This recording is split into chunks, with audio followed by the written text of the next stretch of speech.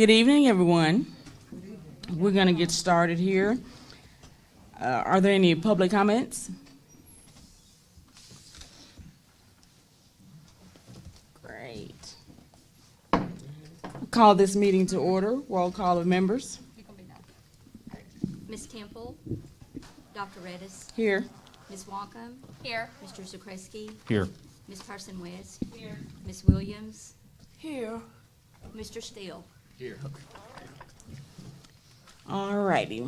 Executive closed sessions per North Florida School District Policy 1.14A, stating that private or closed discussions by the board may occur as part of a regular or special board meeting.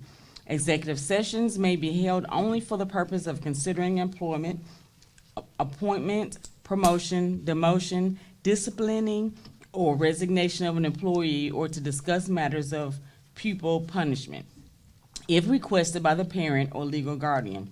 No resolution, agreement, or motion considered in the executive session shall be legally binding unless the board reconvenes in public session and presents the item for vote of the membership. Therefore, if the board would care to follow me into executive session at this time.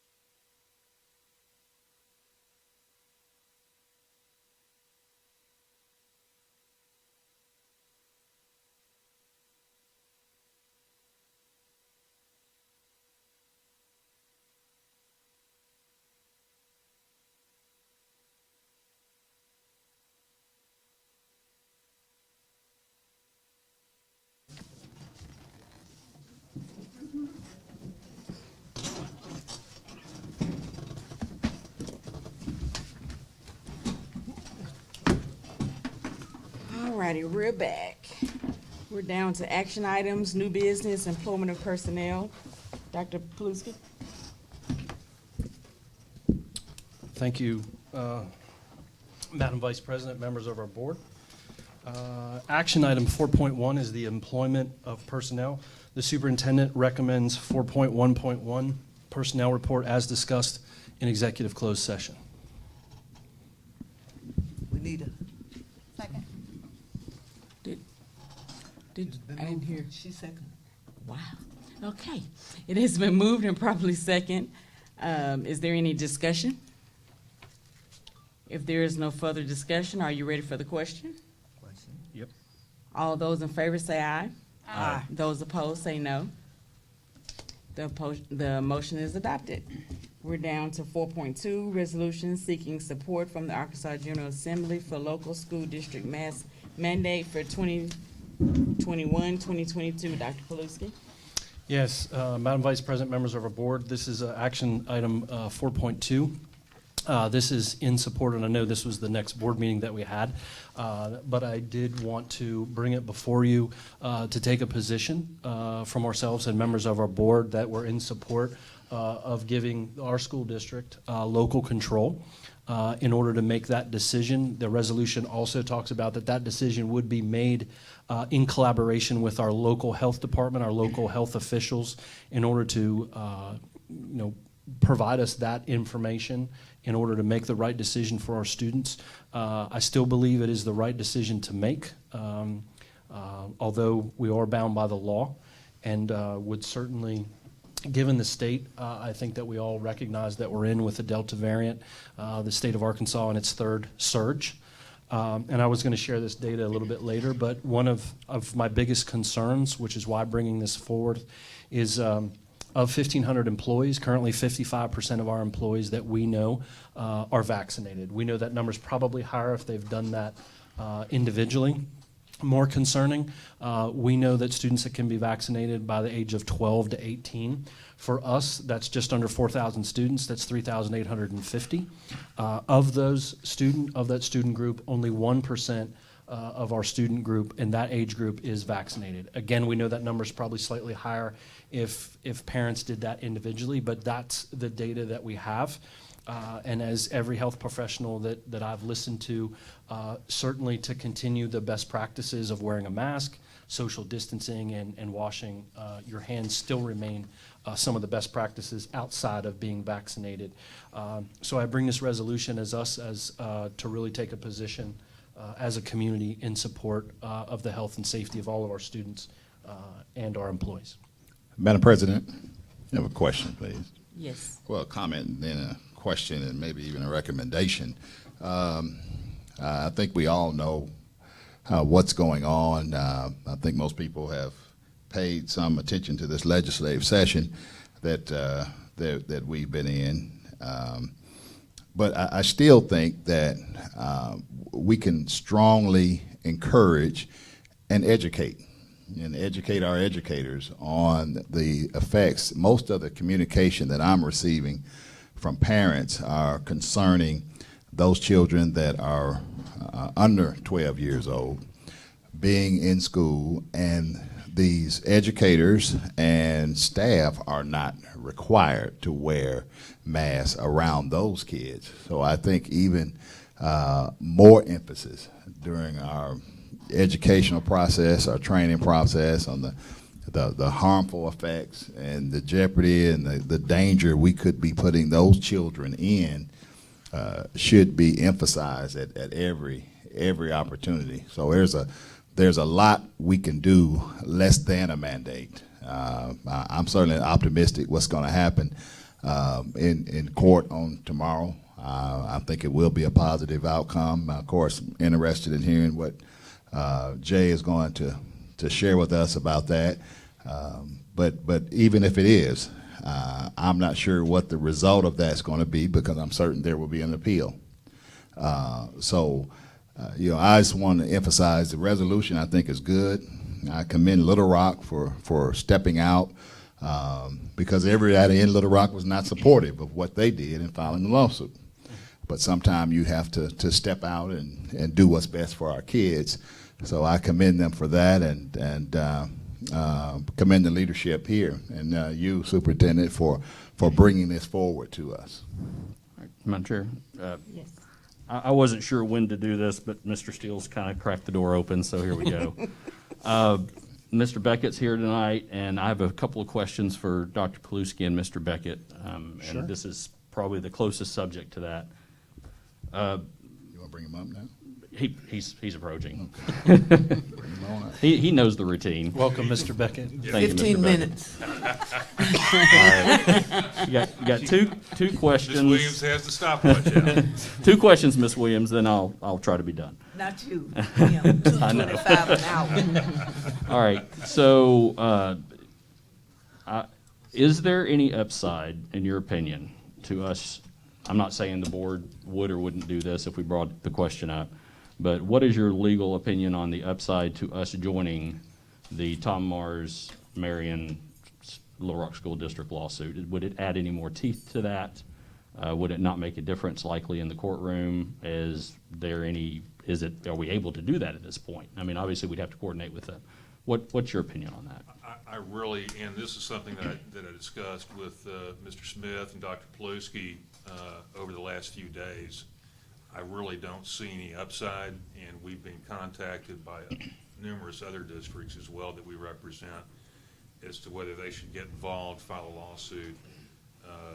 Little Rock has been very, out front on this in wanting to be proactive and bringing the lawsuit, and work closely with the Northwest Arkansas attorney, Tom Mars, who's filed the lawsuit on behalf of parents and children, students. So I don't really see any upside to that. You think that's what's going to happen? And probably we wouldn't affect that. Okay. Right, and full disclosure here, so earlier in the week, the lawsuit on behalf of the parents as a class action lawsuit was filed by attorney Tom Mars out of Fayetteville.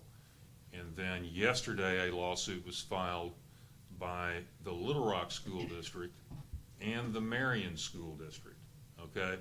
And we were asked a couple of days ago to represent Marion School District in the Little Rock School District lawsuit that those districts filed jointly. When you So say we, you mean your firm? our firm. Okay. Yes. Okay. So our firm will be participating in the hearing tomorrow, but the laboring oar will be taken by Attorney Mars and the NLRSD's attorney. Okay, all right. Well, I will say I watched all the committee hearings. I was very impressed with the Marion superintendent. They're in good hands there. I Dr. think Fencer he's is, working very hard for those He's folks. impressive, yes. Next question, and you can say as little or as much to this as you want. What are the potential repercussions? Let's say the lawsuit falls flat in Judge Fox's courtroom. Nothing happens. Act 1002 stays in place. A school district, North Little Rock School District or other, decides to implement a mask requirement. What are the potential repercussions we could face if we went against Act 1002? And Dr. Paluski reached out to me to discuss that very issue and other issues kind of related to it. It's hard to predict with certainty because we're kind of in the wild, wild west here.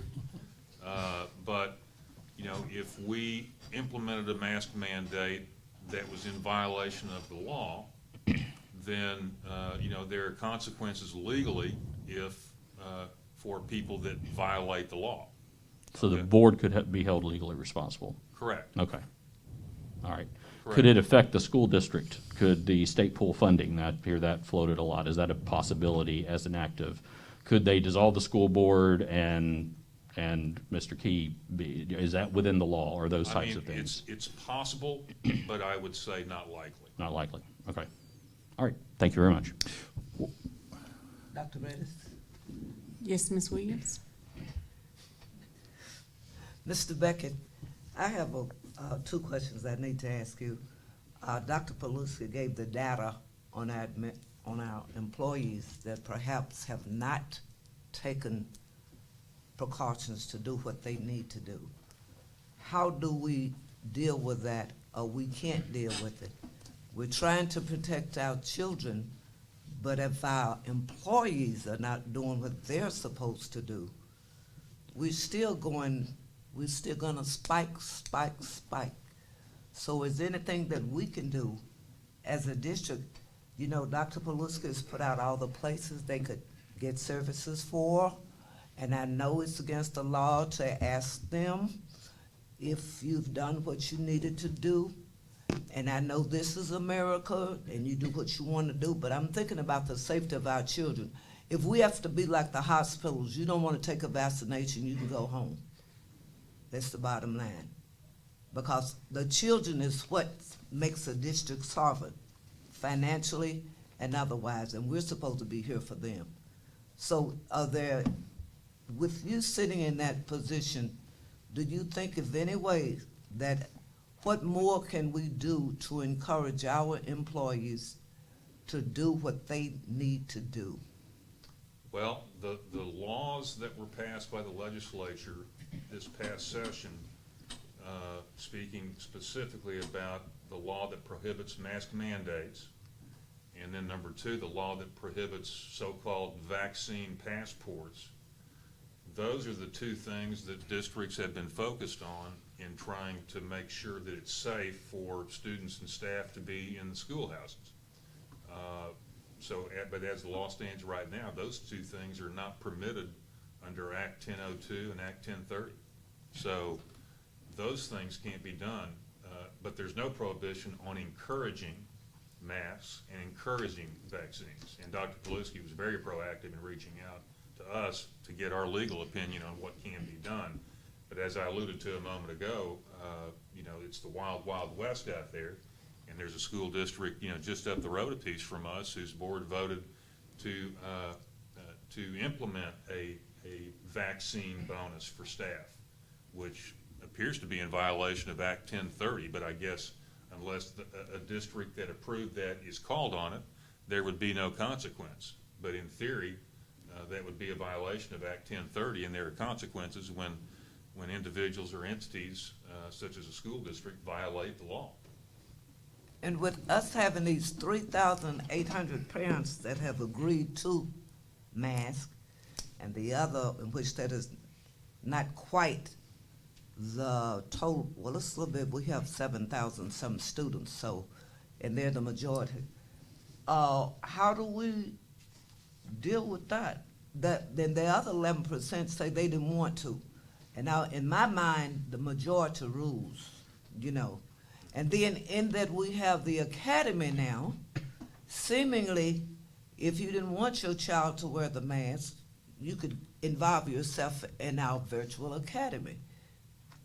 You know, but how do we, if these other folk want to come to school, you know, so you say it's the wild, wild west, but who the sheriff in town? I'll tell you, each parent CDC. is really their own sheriff under the current state of the law, because, you know, public entities like us, NLRSD, are not allowed to impose mask mandates, and we're not allowed to you know, incentivize the getting of vaccines. So our hands are tied there legally, in my opinion, unless the legislature acts or we get there's a ruling from Judge Hvac tomorrow that you know, enters an injunction against the enforcement of Act 1002 and Act 1030. Thank you, Mr. Beckett. Yes, You're ma'am. so articulate. Ms. Markham? You're very kind. Let's play devil's advocate for a moment. Okay. So Judge Fox decides, you know what? He's going to put a junction in place, and we can do a mask mandate. Time frame is going to be what, 30 days before they get back on the docket, before they can hear an actual case? And then, so we've got 30 days. That buys us into, say, late September, give or take a few days. Then we're coming into flu season. We just came out of flu season with COVID. We've got 3 variants now on the table. We've got Arkansas legislators wanting to play politics instead of listening to the professionals. And so now we're in front of the case. We're listening to the case. You're an attorney for 20 plus years. And then what's your opinion? What's Judge Fox looking at there? Well, the complaint is a very well-drafted complaint. You know, we've talked to the attorneys, you know, that Chris Heller and Tom Mars that drafted the complaint. They're very optimistic about their position. You know, Judge Fox has shown in the past that he is receptive Facts. Yep. to the kinds of arguments that that those parties are making. But you know, no one knows exactly what Judge Fox is going to do, and we won't until tomorrow. My sense is that if Judge Fox rules in favor of the plaintiffs, that it is probably likely, certainly possible, that the state would appeal to the Arkansas Supreme Court and try to get an expedited hearing, and also in the meantime ask the Supreme Court to stay the injunction, meaning put off any injunction that Judge Fox imposes, which, and depending on what the Supreme Court does with that request, if the state in fact makes it, then the Supreme Court could, assuming Judge Fox imposes an injunction, the Supreme Court could stay the enforcement of that injunction pending the Supreme Court's action on the appeal, possibly on an expedited basis. So expedited 6 to 8 weeks. You know, we've seen the Supreme Court act very quickly in some of these cases that have had this kind of attention, maybe even sooner than that. Just trying to figure out a time frame, considering in 2 weeks we start school. Right. Right. So let me ask something. Are you good? Okay. Just for clarification. So as a district, you can't put a, you know, title on it to say, hey, listen, you know, even if it's $200-300 extra. What if you were to voluntarily show your vaccination information? Could you be incentivized that way? The law You can't ask for it, I know, but if you just happen to just want to show it, can you not get like a bonus that way? In my opinion, no, because Act 1030, which is the Let 'em law that die. prohibits vaccine passports, is written very broadly. It has words in it like "shall be used for no purpose," or there's no permissible purpose for having a vaccine passport in a public entity situation or context. The chair recognizes Mr. Steele. Yeah. What's your opinion? I'm sure you heard over the last couple of days is trying to get a legal distinction between a mandate and a requirement. What's your legal opinion on that? To me, there's no material distinction between those two terms. So are we currently, and not just the school district, several other businesses, but at the high school campus, it says you must have a mask to enter. Is that a mandate? So we would have to change that because we can't mandate or require a mask. We can only highly encourage and promote that. And I know that's because that was the direction last year. That will have to change on our buildings based upon the law. Yeah. So Yeah, it those goes from signs. a mask to enter the building to mask encouraged. That's what I was about to Or a ask. sign I've seen in a lot of places, masks appreciated. Yeah. Recommended. But restaurants have it. There's other institutions, but we certainly have them in all of our buildings. Yes, and that would have to be changed, Mr. Steele. Will I entertain a motion? What is Well, the? I'm gonna tell the state to- What's the motion? Is it on the For the resolution? resolution, Is it not a? It's an action item. Is it? Action item? Or was that just information? That was just. No, this was It's this was an a action draft. item It's because an of action the. item. It's Okay. draft. Is it proper that the resolution be read? Is We certainly can. I We mean, can? that would be new to me. I know I we've think, done yeah, other for the public resolutions that we viewing, haven't let's make read all sure the way that they through. It's on the Clearly website, but I known. think we should read it. I thought, Go ahead. Would you like it read? Yes, sir, please. The resolution seeking support from the Arkansas General Assembly for the local school districts on mask mandate 2021-2022 school year. Whereas Arkansas is experiencing a public health emergency due to COVID-19 and is the epicenter of a highly contagious new Delta variant. And whereas the new Delta variant has caused an increase in the number of children in Arkansas who have been hospitalized, placed on ventilators, and have lost their lives due to COVID-19. And whereas COVID-19 vaccines are safe and effective, but children younger than 12 years old are not yet eligible to be vaccinated. And whereas both the Center of Disease Control and the American Academy of Pediatrics recommends that children return to in-person education where it is safe to do so, and the North Little Rock School District Board of Education recognizes the importance of in-person learning. Whereas the Center of Disease Control and the American Academy of Pediatrics recommends that everyone older than the age of 2 should wear a mask in school regardless of vaccination status. Whereas masks have been proven to reduce the transmission of COVID-19 virus and are a necessary tool for protecting those not eligible for vaccinations.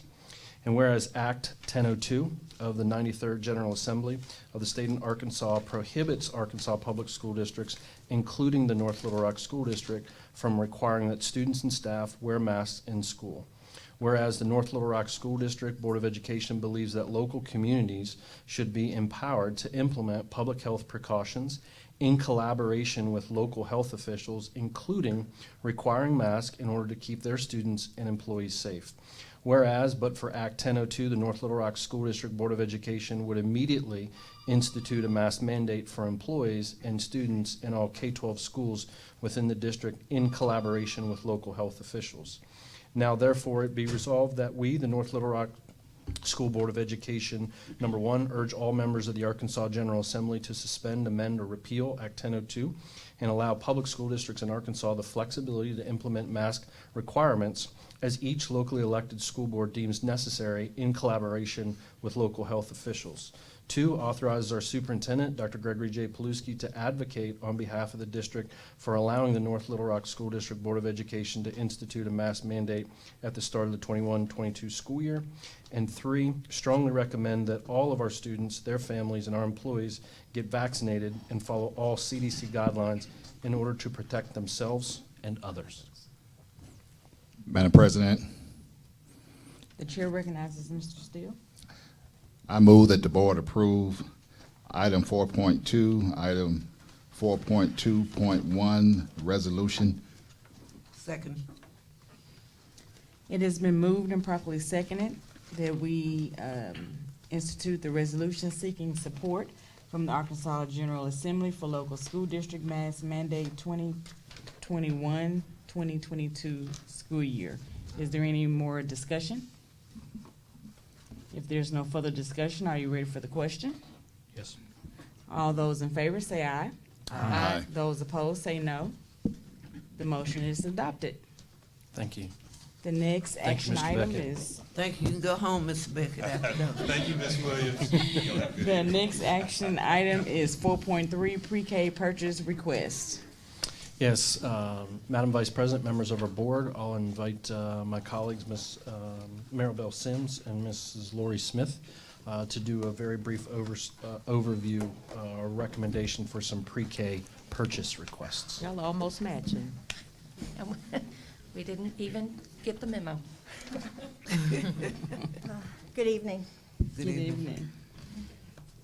Can we get the presentation up there? Just about 5 slides is all it is. He's over the road. Yes, we'll be happy to. There There it we is. go. Thank you. Thank you, Mr. Staggers. Good evening, Madam President, Dr. Paluski, and board members. I'm here tonight with Ms. Maribel Sims, and we have some exciting things that we are looking for our pre-K students. Okay. We are wanting to purchase some new playground equipment for Pikeview Early Childhood Center. Last year during COVID, we created 2 additional play areas to be able to socially distance the classrooms, and we're wanting to put some equipment on there for this year. Additionally, we're going to purchase some funnel poles for the other 5 pre-K classrooms. The second purchase we want to do is our iPads for all the pre-K classrooms across the district. They would be receiving 12 for each classroom.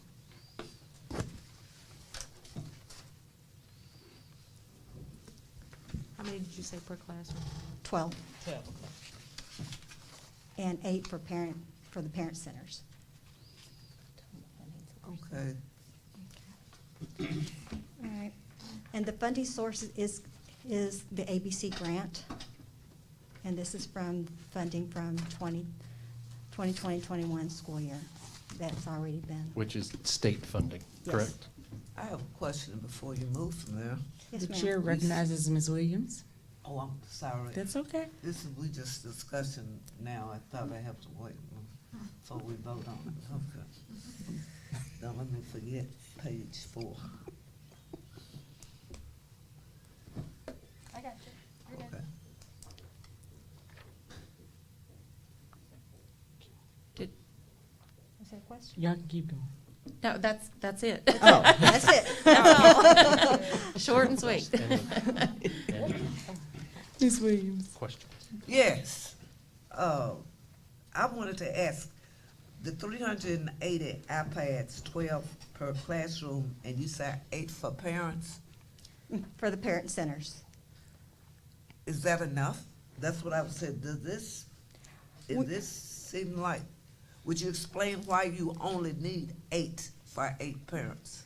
And you have this amount of students. We need additional, but that's all our funding could allow us to purchase. So presently, you already have some. We have 1 in each classroom. So we're trying to get So more. talk to them a little bit about the parent center at each site. When the parent goes in, this would allow them one device there that they could use possibly to sign children in, or if there's a survey that they need filled out, then the parent could utilize that at the parent center. So there'll be 1 per site in the parent center, and then 12 per pre-K classroom. So these are parental persons that's working in the building? No, when, you want to, So you might want to explain the parent center. Those are going to Right. be in the parent center, just available for parents, like at the beginning of the school year for doing registration or any surveys. When they do not have a device at home, they could come in and do it at the school. Okay. Okay, so how many parent centers? So is this 8 for, like, say, for example, if you have 4 parent centers, is that 8 for each parent center for a total of 32? Or No. it's just 8? 8 additional iPads. Okay, And period, okay. one for each parent center except for Glenview and Pikeview, which is a larger school. Okay.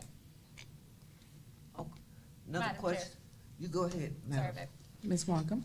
Playground equipment, tell me where that's going. Is that going on all sites, or is that going to one site only? The majority of it, that big one, is going to go at Pikeview in that big area that got fenced in last year. And at the other 5, they're going to get some funnel poles and some balls for them. Okay, so 6 sites total, correct? Correct. Very good. Okay, that was a question I was gonna ask. Ms. Williams, did you have another question? No, she asked a question I was gonna ask, how many sites will we serving this $229,000 for playground equipment? And how adequate is the equipment? Is this an upgrade or just something you totally need that has been denied? It is for a new area, therefore there isn't anything on there.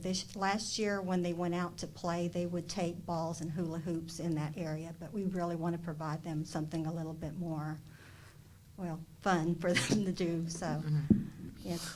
Okay, thank you. Everybody good on this end? One question. So this is grant money you have in place, and you've decided this is how you think it would be best used, right? Correct. All From last year, From last year? previous, yeah. Okay, probably need to use that in a timely manner, et cetera, et Correct. cetera. Correct. Yes. Okay, well then, Make a motion. I'm gonna do that. Madam Chair, I'd like to make a motion to approve the pre-K purchase request in the amount of $354,343.40.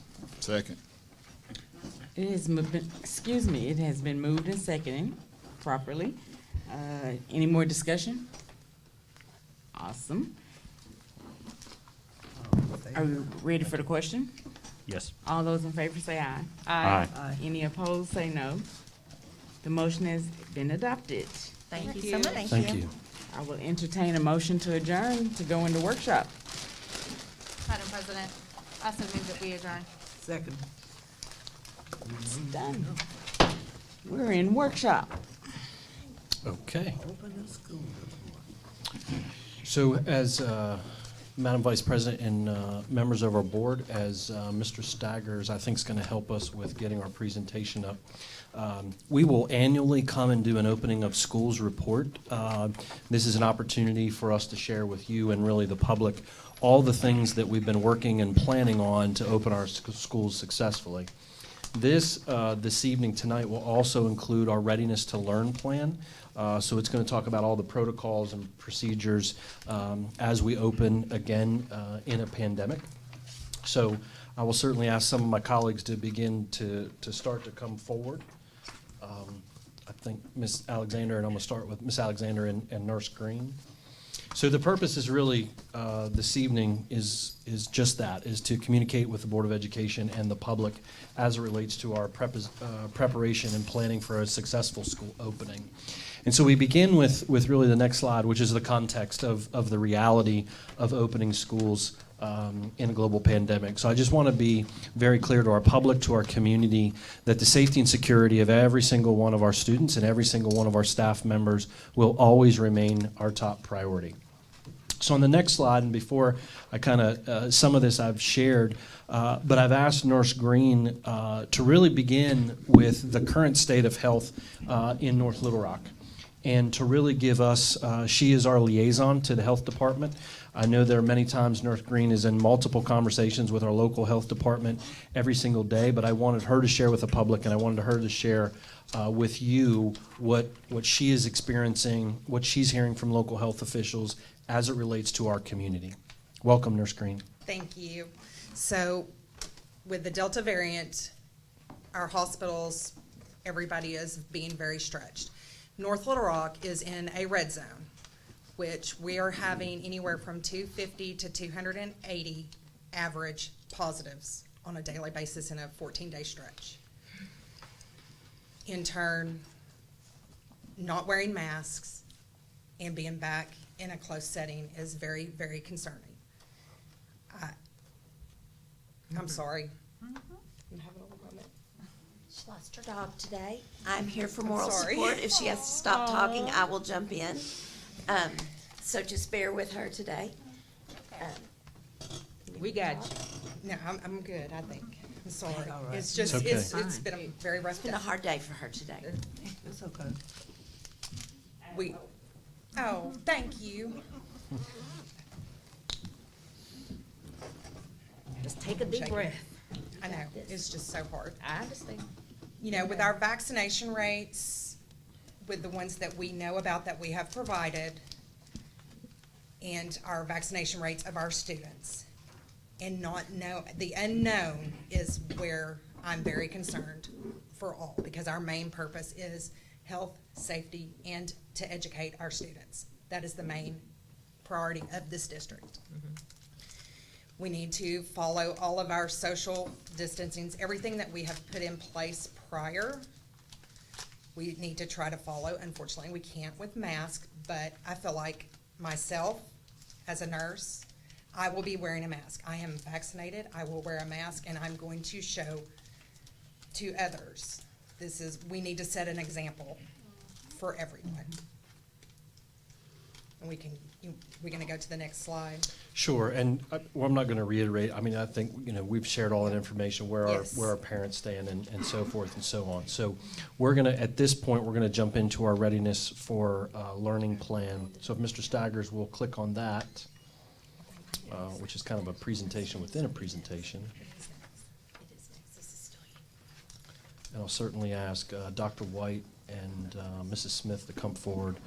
And really, we've got two things that are going to go on here. I'll have staff coming to the table, really talking about what we're doing to open schools, and then we talk about the bigger component. We'll go through those. and Nurse Green said it well. All the things that we've been doing last year are going to remain in place for this year, with the exception of making masks mandatory. We can highly encourage that. So I think as the first slide really talks about, which is screening. Thank you. Arrival to school, all of those things that we've been doing, there's no change to that as we move forward. And then really when we go to the next slide, we're going to talk about our it's really cleaning procedures from Mrs. Martin. Please come forward, Ms. Martin. Nurse Green, before you leave me, one question. Yes, Sorry, ma'am. Dr. P. 1 second. Mr. Hatch. It says that we're still going to offer vaccine locations. Yes. And so during the school year, what happens if a child comes to school, they have temperature, we send them away, they need to go get a COVID test. Where are pop-ups at? Where are they, they went away, and then we need to bring them back. Yes, they went away due to the numbers being very low. Absolutely. And now I am in the process of trying to get testing in the school. Okay. I am working with NSL, who we actually had the little pop-up up there in Park Hill. Yep. It is going to be a little bit of a process trying to get it integrated into the school system, so we are still working on that, and Okay. once I have more information, I'll be able to bring that to you. Okay. But that is one of my top priorities. Okay. Okay. Sorry. I'm sorry to do this to you, but before you walk away, and I don't know if there's a better time, but I thought I'd ask now. No. Marion School District. Yes. We all know what's happening there. 100 to 200 cases that are quarantining a day. Yes. You can't make that many phone calls in a day. No, I cannot. Do we have support structure for Nurse Green that's going to support her through this? Because I don't want a repeat of what happened last year. Yep. And I think it's going to be worse this year if we see the type of numbers. I want to make sure that she has that support, because that's impossible for one person. So is there a plan for that? Couldn't agree with you more. Yes, that's all part of our planning that we're doing now to make sure that we're properly staffed to be able to handle the volume in the event that we anticipate. Okay, and do we have, is that ongoing? Have we hired people to support her for that? Is that in progress? So we do have, as we did with Nurse Stuckey, that we've got kind of backups to backups. So we're going to continue with that process of making sure that we're staffed. Because as Nurse Green is our contact tracer, she's our main point of contact. So we'll have that in place as we continue within this next week to make sure and anticipate the volume. We also have a second point of contact. Sorry, I'm removed from the microphone. Nurse Alisa Williams is our second point of contact and is also being paid in that position. So she's her also immediate backup. And then all of our school nurses, of course, jump in and do contact tracing. So we have a staff of all of our nurses. Okay, all right. They all jump in and help. Ready to do it. I've never heard anything bad about our nursing staff, and I hear they're wonderful, and I support them, but I'd want to make sure we've got that in place, because I think this is going to be a rough ride, and it's going to happen fast. So just want to make sure all those pieces are in place. Great point. Thank you. Thank you, Nurse Green. Thank y'all. Very excellent report. So I'm going to have, I think Mr. Hatch and Ms. Martin just talk about from the facilities, the cleaning side. Okay, real quick on the HVAC air filters. We have already upgraded our air filters to the maximum MERV value. The higher the number, the higher the MERV value. They recommend 13. We have already replaced our air filters to the maximum MERV value that our equipment can handle at this time. So we've done all we can there. We have already started Monday this week. We turned on all the equipment. Normally, we don't do that till the Monday prior to school starting. So we're getting a head start this year because we need to make sure that we have maximum efficiency, maximum capacity running on all of our air conditioning units and our fresh air units, especially the fresh air units, because air changeover is key here. And ongoing, we hired Synergistics to do a building audit of all of our air conditioning systems and what it's going to take to better our air quality to the point where we have a level playing field in all of our buildings, because some of our buildings are substandard in the fresh air department especially. And so they're doing a building audit to not only do the fresh air quality that we can possibly get in all of our buildings, but also to upgrade those pieces of equipment that cannot handle the MERV 13 air filter. And that's what we have going on right now. We should have Synergistics report probably 1st of September timeframe is what they're looking at. Thank you much. Any questions? Madam Chair. Oh, I'm sorry, the plexiglass. Most of the plexiglass is in place from last year. And right now, we're just doing a little bit of upgrades, modifications as the schools have requested. Mr. Hatch, Yes, ma'am. I want to commend you on 312 work orders. Oh. She's got the Concerning- later, she got your later slides. I was congratulating you on 312 work orders. And I know when you've been making your reports, but I didn't visualize that there was so much going on. Is this like in the summer, or are you talking about the whole year? Just this fiscal year so far. The year? Just this fiscal year, July July. 1st. Okay, this physical year. Last year, we completed 1,900 work orders that were generated by the schools on top of the 1,200 or so work orders that are state mandated generated by the state. We do a lot. Congratulations, you're doing some work. Thank you, ma'am. Congratulations. Pete, question, have we hired anyone in the maintenance to handle that 312 worker orders? I mean, I'm just. We're throwing working that on it. out. We're working on it. Okay. I know he does have a couple vacancies Good that he's trying job, to hire. Mr. Hatch. Good job. Well, in the custodial department, we're going to continue as we did last summer or last school year. We're going to follow the CDC guidelines and the Department of Health guidelines. Not a whole lot's changed. We're just going to continue. I have more product this year than I had last year, so we're in a whole lot better shape. We Good. have our Clorox 360 machines. I have product. I feel that the day custodians will be using those Clorox 360 machines more this school year since it is, more student-based, I guess you could call it, the virus. But they'll use it when needed, as needed, and in 10 minutes you can get back in the classroom or back in the area after it's sprayed. And then the night custodians will spray all their areas daily. So we're ready. Question. So is that something maybe whenever the children leave for lunch or recess, we can just get in the habit of spraying that room down?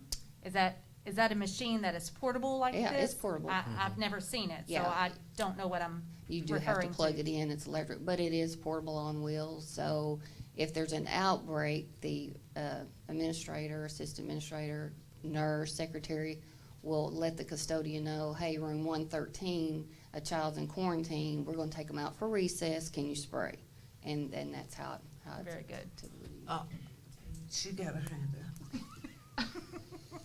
up. Kind of in conjunction with you and Nurse Green, do we know if what you have as far as product can take care of this particular strain? It is supposed to. Okay. We hope so. I have a whole lot, so we hope so. Okay. Okay. Ms. Martin, Yes, I ma'am. want to know, like when school is out each day and we have custodians there, do you all have enough equipment to go out and spray at night before they leave, spray their playground? Because it needs to be done, germs on top of germs, that's what I'm saying, and that was just a question. We looked at those guidelines, Ms. Smith and I looked at them last year, and they don't recommend spraying with any kind of disinfectant No, I on the just saw them. outside. Parks and Recreation, they are always spraying theirs. That's why I asked. And I know if they go out and play today, and they go out tomorrow and play, and them germs still there, I just asking if was there anything feasible. I was just thinking about the night shift who get off at 11 o'clock, and before they leave, if we had the machines could go out to keep the disease down, I guess. What's your germs? I Just a think question. how we combated that last year is we put hand sanitizer stations right by the doors. When the kids come off the playground, they can use the hand sanitizer, the automatic hand sanitizer stations. So we didn't spray last year because the guidelines said that would be a waste of disinfectant. Oh, okay. Thank you. But we did look into that last year. Okay, Ms. Smith. And Ms. Martin, we do have PPE available. It's starting, we're gonna start delivering it next week. All schools will get masks, wipes, Lysol spray, and the 32-ounce pumps, hand sanitizer pumps. So I'm very well stocked, and as soon as all that goes out, I'm gonna put in a PO request for some more to keep replenishing my stock. Okay, very good. Very good. I wanted, Dr. Paluski, may I ask Mr. Hatch a question? Sure you can. Ask them where our salsa's at. Now, this is, Mr. Hatch, in the evening times at Glenview, there are cars that come over there and will actually park on the grass. Is there a way that we could get some signs to say maybe, I don't know how the other schools are accessible, that they need to stay off the grass, keep off the grass? We can put signs up, and I guess we can talk with the police department about, how valid the signs need to be as far as violators will be towed and whatnot. Let me tell you what happened in Meadow Park. Okay. They had a tractor trailer rig parking on the back parking lot at Meadow Park. We specifically put a sign up says, no parking, and we put no large vehicle parking. Violators will be towed away. This is no lie. Metal sign, metal post. Somebody came and cut the sign in half, lengthwise, all the way down the post, split it in half. It was laying over, and I'm like, what in the world? I kid you not, that happened in Meadow Park within the last few months. So all we can do is put the signs up. And report Okay, it. they And had report asked, it. a man in the community saw me and they asked, because he said it was treacherous at Meadow Park about that. And so I'm glad that I you agree. were on that, but we hadn't had a meeting for me to ask. I told him when we got to a meeting, I would ask about that Glenview. And, but seeing that you all been working on that, that's great. We'll get some signs put up at Glenview. Okay, Thank you, Mr. Hatch. thank you. Which curriculum we going to now? Nutrition. Good afternoon, board members, Madam Vice President. For the child nutrition on-site feeding, the staff is encouraged to wear face masks.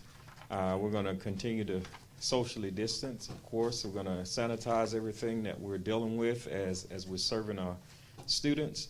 And all the utensils, everything, napkins will be placed on the trays where the kids won't have to touch things and then pick up and put back and things like that so that we can maintain our sanitary measures. And we will be providing, for our virtual students, we will provide meals, correct? Meals, yes, on Mondays. All right, good evening, Madam Vice President and Board. As far as transportation, nothing new. We're going to continue to sanitize on a daily basis. Encourage the masks to be worn. The hand sanitizers are still on the bus. And the only thing that I could add, and we were already doing this last year, is that the driver would be 6 feet from the nearest student to cut down on driver quarantines. So that's pretty much it. We have all our bus drivers? We need bus drivers.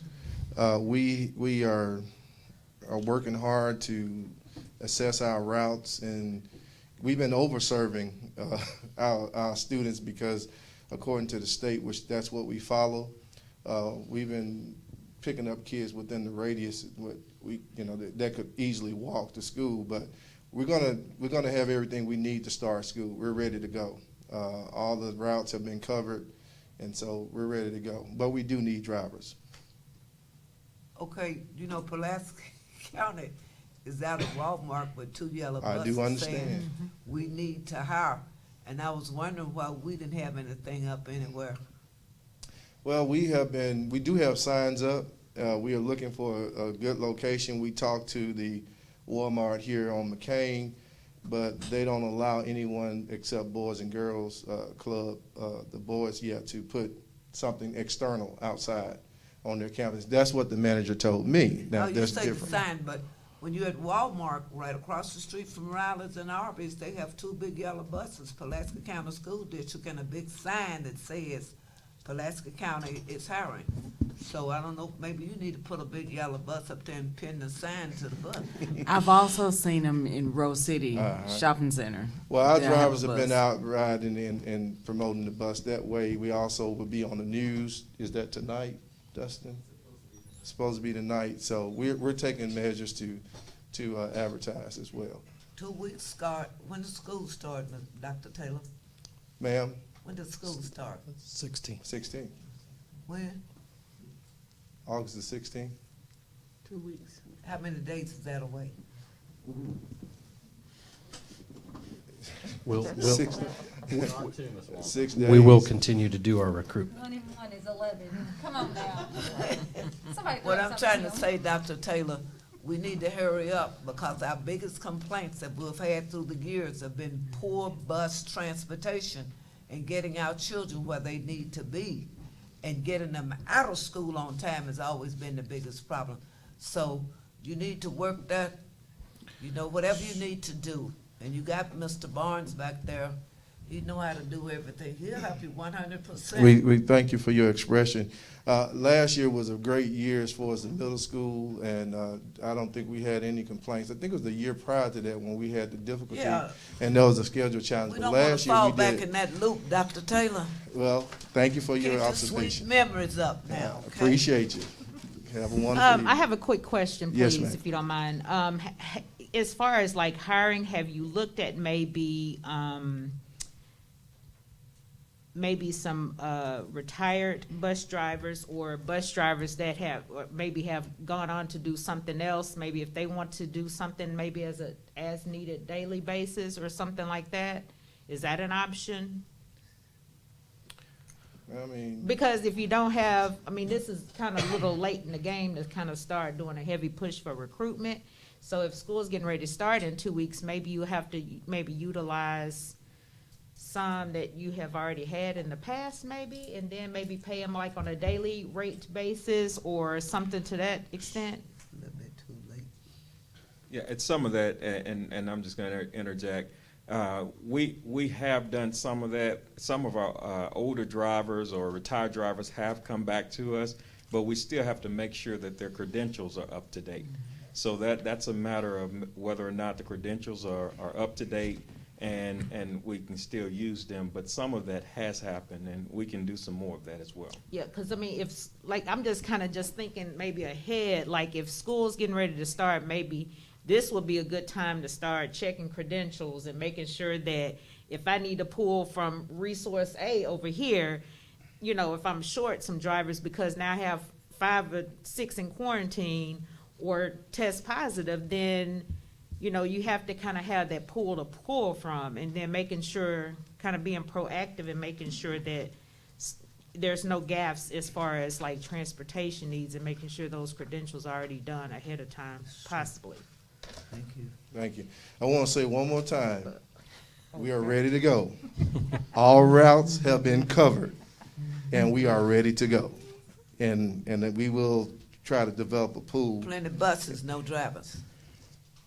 Once again, we are ready to go. We're ready to All deliver our routes children have been on covered, site. and we're ready to go. Mr. Tyler, before you leave me. Yes, ma'am. One, we need to do lunch. Again, I'll meet you at our secret spot. Got you.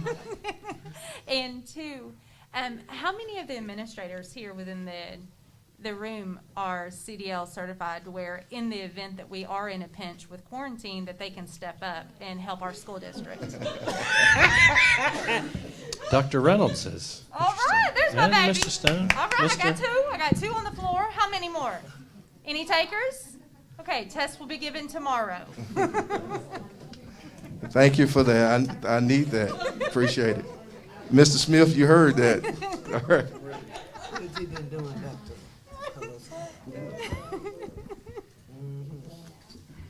Okay, we're going to keep this moving. I know we've got a lot to cover, and for our opening of schools. Go ahead, we'll talk about our academic options. So this year, our academic options include option 1, which is what we would refer to as traditional. But then we also put up there remote learning because as we know and as we've seen, in other districts, there may be situations either by classrooms, by grade levels, by schools, that we may have to pivot to 100% remote learning. So this option one, again, we're going for 5 days of on-site instruction, and again, just ready to pivot based on the need at each school.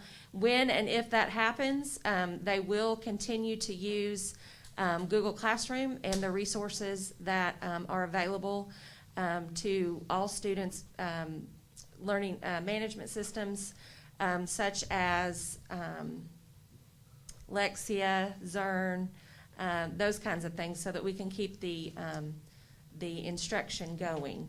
And then option two, Dr. Brooke Reynolds can fill us in on that, but that will be those students that you mentioned that will go, their parents would like to go 100% online and virtual, and that will be provided through Pearson, with some aspects of that being provided through the district. There are certain things that Pearson does not provide. So our enrollment, I'll just jump on that for a second, which is we're up to 650 students that have opted for 100% virtual through the Pearson platform. So I know that Dr. Reynolds has been doing a great job of making sure that they're getting scheduled. So I wanted to give you that update as to where we saw a complete uptick, I would say, in the last week of parents, opting for that. So I'd like to add, What are the evening. things that Pearson doesn't provide? I'm sorry. So, and help me, Brooke, for sure, but I know our special ed, some of our special ed services are going to have to be provided by our own special ed teachers, as well as dyslexia services. Was that it? And ELL. Oh, and ELL. So are they going to be doing in-class and virtual? Or we're going to have specific teachers that are going to do? I can speak to this. We just met on this today. So for special ed, we have pulled 2 teachers from the building, and they're going to be totally virtual because we didn't want teachers doing both this year. Same for ELL. For dyslexia, it's a little different just because they have so many students spread out. So some of our dyslexia interventionists, only the ones that have been through the Wilson Practicum training can do it. So we can't use just a few teachers. So it's by building, but it's not each building doing it, and they have designated time periods. But for the most part, we are going to have designated teachers doing that. Same thing with self-contained? Same thing with self-contained. Good evening, Dr. Paluski, a member of the board. I'd like to add that, to add to what Ms. Smith was saying, we are actually revisiting our reentry plans right now. Remember those plans that were posted to the website? So the buildings are meeting with their leadership teams. They are revising those, reviewing those. There was a mentioning of signs, so we will make sure those are taken down. The other thing that we're looking at is, should we have to pivot to 100% remote? We know that we need to offer synchronous or live instruction, so we are planning for that. The other thing we're looking at is if students need to quarantine or if they are out for illnesses, we're going to make sure that they have access to synchronous instruction as well as some asynchronous instruction. Question, Dr. Paluski. Yes, ma'am. While they're sitting here, I read their report, a part of you, I think. How did the summer school do? I saw it, and you can summarize that right quick, and it's a part of this is a part of your report. Actually, there's kind of two reports here. One is just everything we're doing to open in COVID. Then really the second part is all the other stuff that we've been doing to open schools. Okay. So I know, and I would just recommend we just get through this component, and then we'll go through the summer learning, because there's some data they're going to summarize. Well, it could be another day. We're not going to be here all night, Dr. Paluski. Thank you for your input. I just want to make sure our public knows we're ready to open schools. I just thought that they could give a little good, bad, wonderful, since we paid all that money for them to go to summer school, I thought we'd get a little report or something. And we do have that. I know it. Great report in this book. I was just asking to summarize it for me. Ms. Wonkum, you got a question? Yes, ma'am. Ladies, when will the schedules be ready? So students and parents are asking, they're anxious. We've got over 500, 600 going virtual. They want to know who's in each other's classes that we're going to be socially distancing from with no mask on. So when will those things be available? So in terms of traditional instruction, those will be ready by open house. So we have those open houses August 10th for secondary, and then also August 11th. So that's when they will be ready. Okay, and then e-school, hack, same time frame? She's our expert. Oh, smart lady. Good evening. So your question is, when will HAC be up for parents? Typically, in the last few years, we have not turned that on until our counselors have had time to finish that, about the same time that those schedules. With changes going on right now, it has been as late as Labor Day before I've turned that back on. Because we want to make sure that we have all the data in there correct so that we're not giving misinformation. Sure. But we do have total control over that, and we can turn that on whenever we need to. Okay. You do a phenomenal job of keeping up with the data. She does that. You're not expecting any e-school maintenance downtime between now and the first day of school, are you? It always seems like that's scheduled at the best times. We've already had two in the last 2 weeks, but That was supposed to be a joke. I apologize. There are no jokes this time of year. I'm about to say, she didn't bust one smile. You might be in trouble. There are no jokes. We should be on track to go. Thank you. Okay. So we'll certainly speed up through our readiness to learn plan. You know, the bottom line here is, with the exception of masks, we're ready to open schools, we're ready to pivot, we're ready to do exactly what we need to do to service our students, whether that's his technology. And I think Ms. Leanne probably touched on the special services side. Mr. Staggers, we'll just keep it going. And I don't know if, Nurse Green, and I'm going to let you go after this, if there's anything that you want to share as it relates to our protocols that are contact tracing, just so our community knows, our parents know, continue to, you know, call if there's a positive case. Is there anything you'd like to just reiterate to our public about contact tracing? Ensure would they call the hotline, our protocols, which I think is the next slide, Mr. Staggers. Thank you. So I want them to call the hotline, or they will notify the building nurse. And the building nurse can get all the information and then get it to me. I will come and help that nurse in that building contact trace. It's going to be completely different this year, especially since we're not wearing masks. So we're going to have probably a lot more close contacts, which means we're going to have to get the group together and trying to figure out. I've also thought about this, that when a teacher takes roll, they need to put a little check mark, which would mean they're wearing a mask. Because when we contact trace, if that student's already gone, you know, if I have 150 students, I'm not sure if I'm going to remember, well, so-and-so in first period, did they have a mask on? Mm-hmm. So I've kind of been thinking about some things that I think we need to change due to the fact that we're not going to have masks. So after I will call the parents, several of the other nurses, we will contact them. If the positive is wearing a mask and the close contact is wearing a mask, they do not have to quarantine. But I feel it's best practice. I call that parent of the close contact and just let them know. Your student has been in close contact with a positive case. Please watch for symptoms. I also let them decide, do they want to quarantine their child? Because I feel that is the best practice for all. And then I also let them contact me with any questions or concerns. I have the COVID hotline phone typically. Most of the time, Nurse Lisa and I will split it up so that I will not constantly have to hold it all day and then all night and on weekends. So we do kind of have that split up. When a student is a close contact to a parent or whichever, they will send me a copy of the positive test. I will then talk to them about the days, because quarantine is 10 days. But they can get tested on day 5 after exposure. If they have a negative test result, they will be able to come back to school on day 8. But these parents need to also understand, and staff, that even if you get that negative test on day 5, you still can get symptoms even up to day 14. Mm-hmm. So it's all about communication when we are reaching out to our parents, letting them know that they're a contact or vice versa, a staff member. I want to open communication, call the hotline, any questions, even staff members. I told them the other day, please give us a call, because I want everybody to be on the same page, because it's going to take all of us working together this year, even more so than last year. Question, you mentioned that 1% right now of students that we know of have been vaccinated.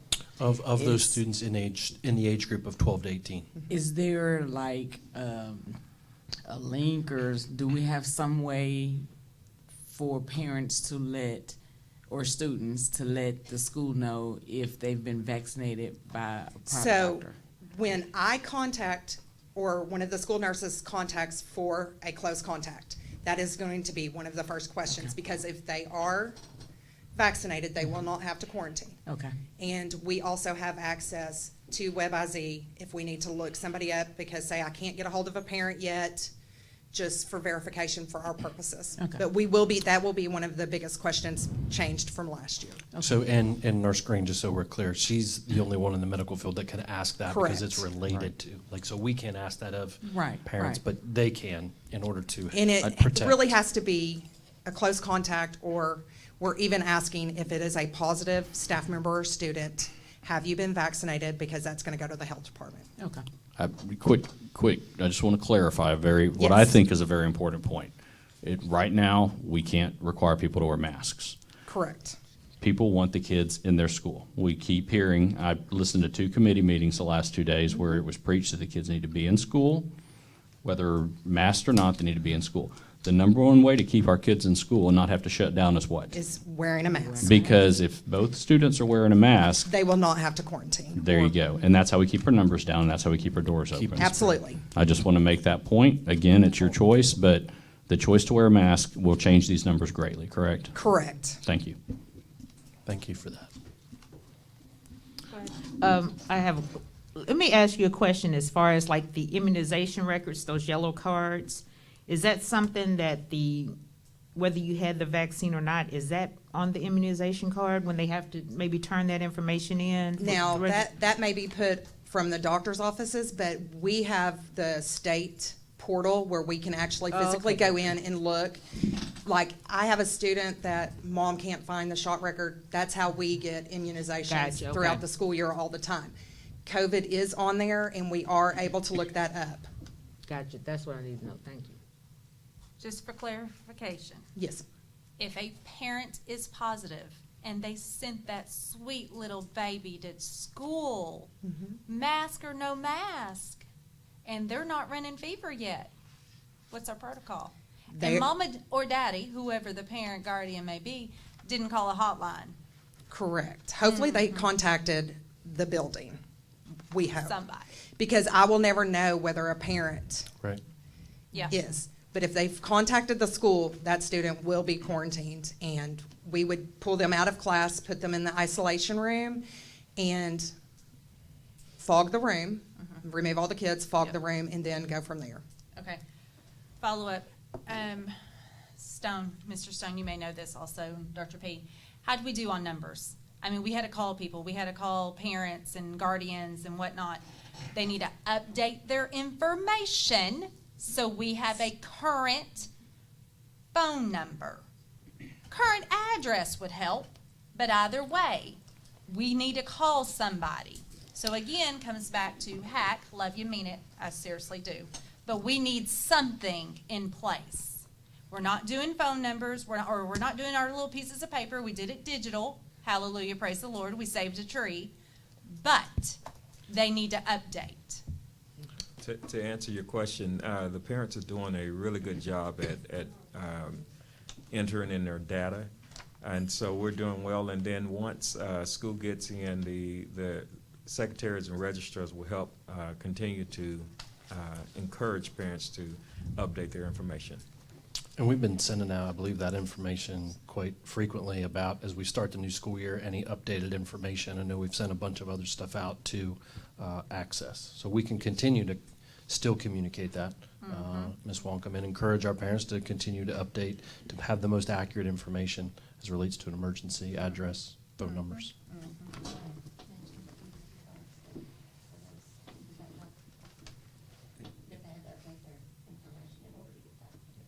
Yeah, a lot of our parents did update their information with the help that the government was giving our parents through the EBT system.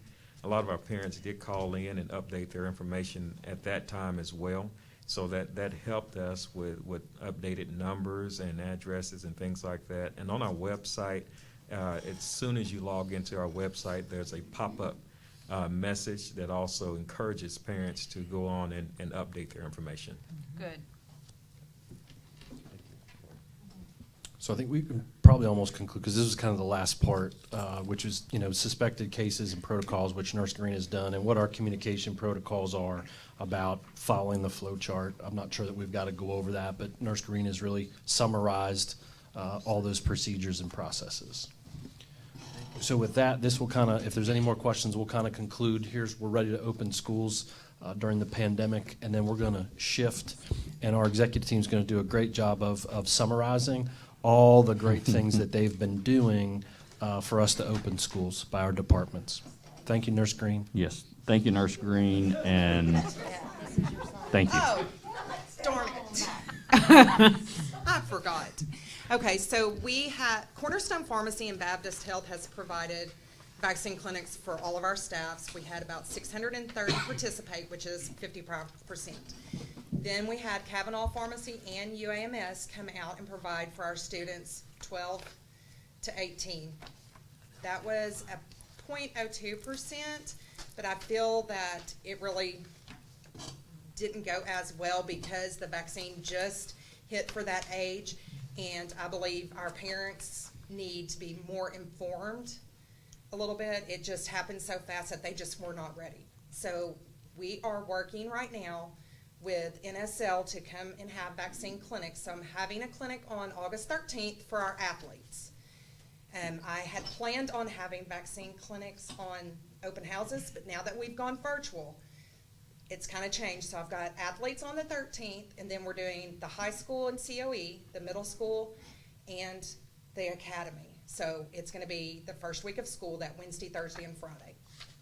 We're housing those. And I put all that in your weekly board report, so you guys would have those dates. Yeah, yes. And we'll push those out to the public. I did Yes. see a few of our parents and students down at, it used to be Altel, is it Verizon? Simmons. I did see a few of them down there when Yes. UAMS did theirs. Yes. So I do feel like some of our students are not accounted. Correct. I feel like it's definitely going to be higher. Yeah. I'm really not going to know that number. Yeah. But I'm hoping we can provide more of a service to ones that have been on the fence, and now that our numbers are going up, we're definitely going to provide it in the school building for them. Yep, good. Good. Thank you. You want to hit the highlights on all the... So school nursing, we have provided CPR and first aid for our paraprofessionals, administrator, coaches, and bus drivers, and special service staff, which we do every year. We've also participated in PD with the state and the health department just to kind of stay abreast of anything changing. So we also worked very hard to find out and identify our medical fragile kids in each building so that nurses can stay on top of it before the first day of school. They contact the parent and kind of discuss, and have something in place before the first day of school. And of course, we collaborate with our staff and family and healthcare providers to get the IEPs provided. And then, of course, immunizations. We work on those all year long in Chase, but it is very important for the immunizations this year. I agree. And then, yes, we collect medication. We get the consent forms taken on the first day of school, and then every year, the consent form is good for a full year. Parent or guardian signature is required. We also train staff in the buildings who feel comfortable with providing medication when it happens the nurse is out of the building for that day. And then we also attend IEP meetings and 504 meetings, and we're collaborating with the Northwood Health Department to schedule our flu clinics and possibly having the COVID vaccine also for this fall. I was about to ask that if we were going to have flu clinics. Yes, that's in the works. It's not been set with the dates because I think they were trying to figure out how they were gonna do the COVID vaccine, because my understanding as of right now, it's gonna have to be 2 separate shots. So we're not really sure how that's gonna work, because they're saying that we're gonna have to do, like, one school, it's gonna have it 2 different days if we provide that. So that's kind of an issue, you know, interrupting education twice, and especially you know, if it ever becomes available for the younger ones, you know, it's hard with the flu clinics just for them, and then have to do it to them twice. They don't like us when we come for vision and hearing after we've had the flu clinics. So it scares them a little, because they're like, they walk in going, I don't want a shot, because that's what they remember us for. And then what happens if we have to have a booster? So that's a whole nother issue. That's a whole nother issue, and I promise I will definitely stay on top of that, and we'll schedule everything so we can have it on campus for staff and students. Nurse, I sure appreciate your report. Thank you. All the questions they asked, you already had them answered in the book.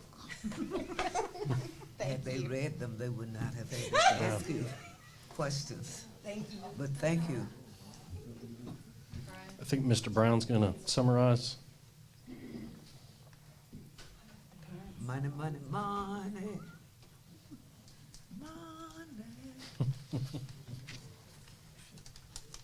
Good evening. Good evening.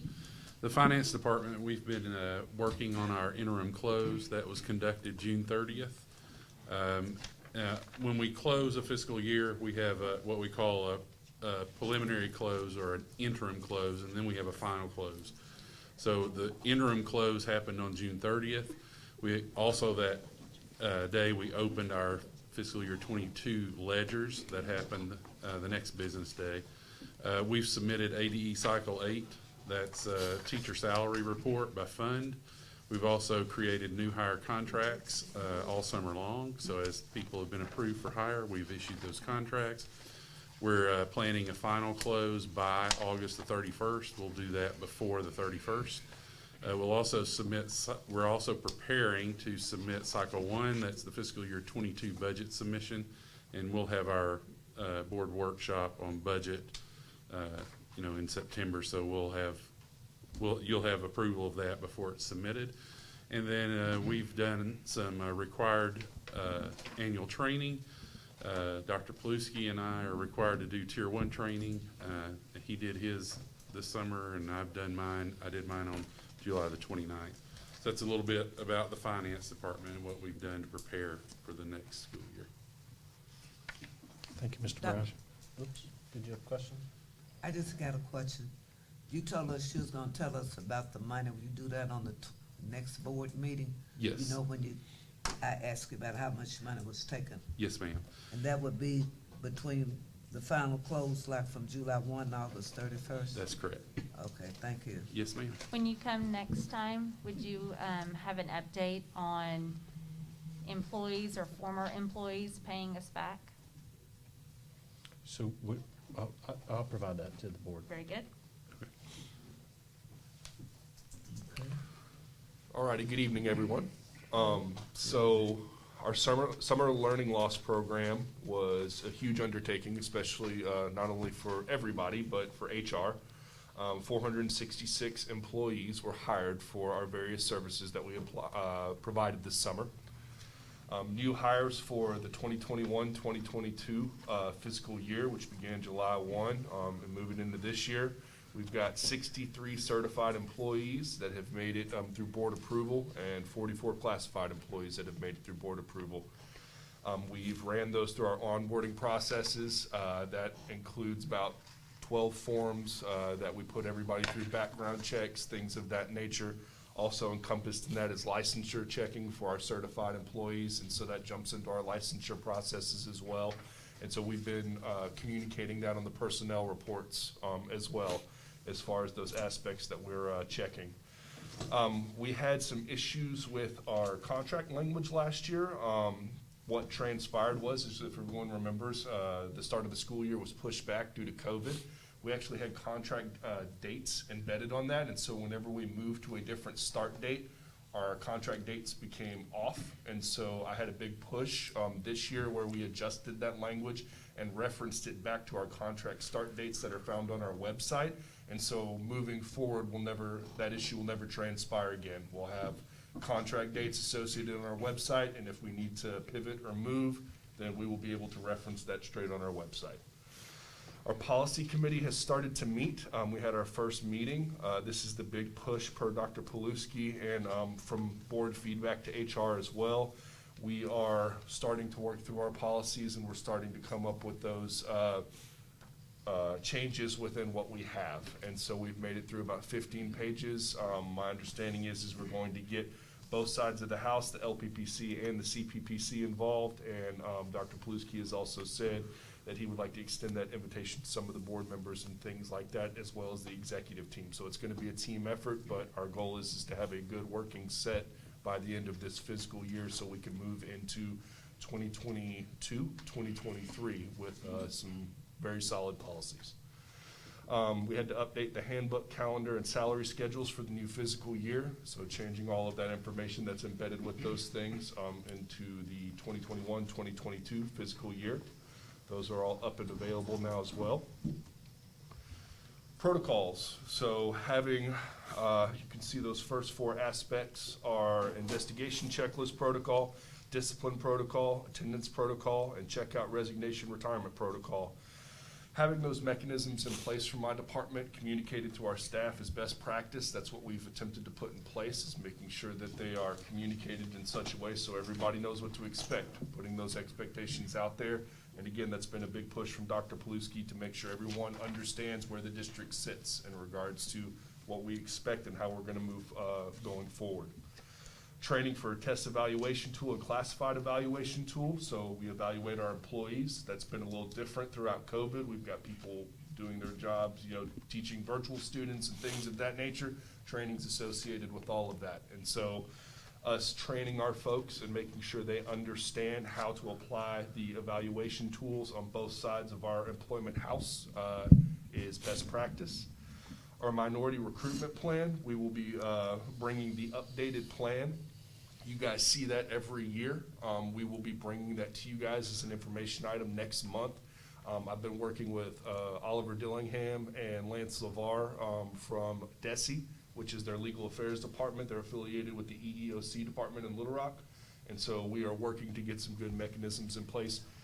Recruitment's also changed a great deal in regards to the education system through COVID and everything else. And so we're looking for some of those novel methods to recruit high-level minority talent to our district for our students and for our staff. And then COVID-19 programs and processes. This seems to be the buzzword. HR always seems to find itself in the middle of the change, and we're trying to support our employees and support our system in the best way we can to make sure we have different mechanisms available, and we're trying to stay on the cutting edge, I guess, of what's transpiring on a weekly basis. It seems to be a new message every week. So any questions? Quick question. Yes, sir. Where are we on open positions? Do you anticipate us needing to come together before the first day of school? What's the status there? Do we have everything filled that we need to have filled today? No, sir, we don't have everything filled. We've got about, last count, it was about 35 positions on the job board. About half of those are certified, about half of those are classified, and so we are still looking. Everybody at this point, guys, everybody's looking. I believe last count that I heard from Special Services is they had 20 open SPED positions just in Little Rock. 20 open SPED positions in Little Rock. That's what I've heard also, and obviously you can tell me for sure. So are we looking to any temporary or interim type of things to try to bring someone in? I mean, like we could either go into day one of school without an algebra teacher, or we can go into day one of school with a retired math teacher that might be interested in doing a long-term stuff. I mean, are we considering any of those types of options with any of those open positions? Yes, sir. We're not only considering those, we're working with the building level leaders to make sure we're reaching out to folks that we know to see if there's a lot of apprehension in regards to our retired community. I understand that. Coming to teach within COVID, and so where we've had that mechanism in place, and we still have people that are coming to help, it's just been, it has not been in a wave that we have had in the past as far as our retired folks from North Little Rock School District feeling comfortable to come into the school setting. Okay, all right, well, you know, I think the whole board would say we will put whatever resources behind that we need to get ready for day one. So I know it's a crunch time for you. Thank you. And I think to that, Mr. Zakreski, is why we do have alternative routes to certification. So you might, you know, have an advanced degree, but you might not necessarily be certified. That does give us the flexibility to try to do the best we can to match so that we do have a highly competent, you know, teacher in the classroom. Question. Yes, ma'am. Mrs. Smith, tell me, we lost students last year, Yes, ma'am. and we're continually hiring people, but I keep saying vacant, okay? What kind of audit have you done with the principals to find out? You get an accurate count of their buildings, like if you got, maybe you don't have one student in the classroom or something. Have you broken it down academically, like science, history, et cetera, et cetera? Yes, ma'am. So we have. The best way to say that, it looks a little different from elementary to secondary, but basically what we function under is we have master position control documentation, and we tie that directly back to our student enrollment. So we have been collecting that data. I was collecting that data as soon as whenever I came on board. Dr. Paluski has put some systems in place where we've even further broken that down. And the big push for this year is going to make sure that we bring a plan to the board to make sure that we are staying staffed within an umbrella or criteria that the board approves of. And so we're not overstaffed. Correct, and we are constantly making adjustments to make sure that we are not overstaffed as best we can in regards to attrition. See, the problem is, it's not a problem to me, but I just want to keep it where we won't have to be in the middle of the year sending teachers our employees RIF notices because we have too many employees in place. That's why I was asking the question, because I don't want to see anybody lose their job. Yes, not ma'am. a teacher. You understand what I'm saying? I do understand, ma'am. And I did see where everybody you hired had vacant. That was a good thing. Yes, ma'am. And I love the term administrator, the great administrator. General administrative assistant. The general administrative assistant. Well, what is that? So a general administrative assistant is somebody that supports our administrator, so it functions in a role that is beyond what used to be denoted back in the day as, I guess, a secretary. And so somebody that goes above and beyond in regards to their processes. Oh, that's sweet. I just wanted to know what it was. Yes, ma'am. Thank So you. I just want to add to that, Ms. Williams. So one of the things that we're getting our hands around is our staffing. So I anticipate that when we go through our budget process now with our principals much earlier in the year, that's where we're going to have to really get our hands around. And I remember I've been really open about this of when I arrived that there hasn't been a lot of structure around the accountability side of the number of employees we have. Are we overstaffed in some areas? Are we understaffed in some areas? So we are making progress in that area. Okay, thank you. That was a good question. We're going to check that out. That's sweet. Oh, Dr. Burns is up next. Good evening, everyone.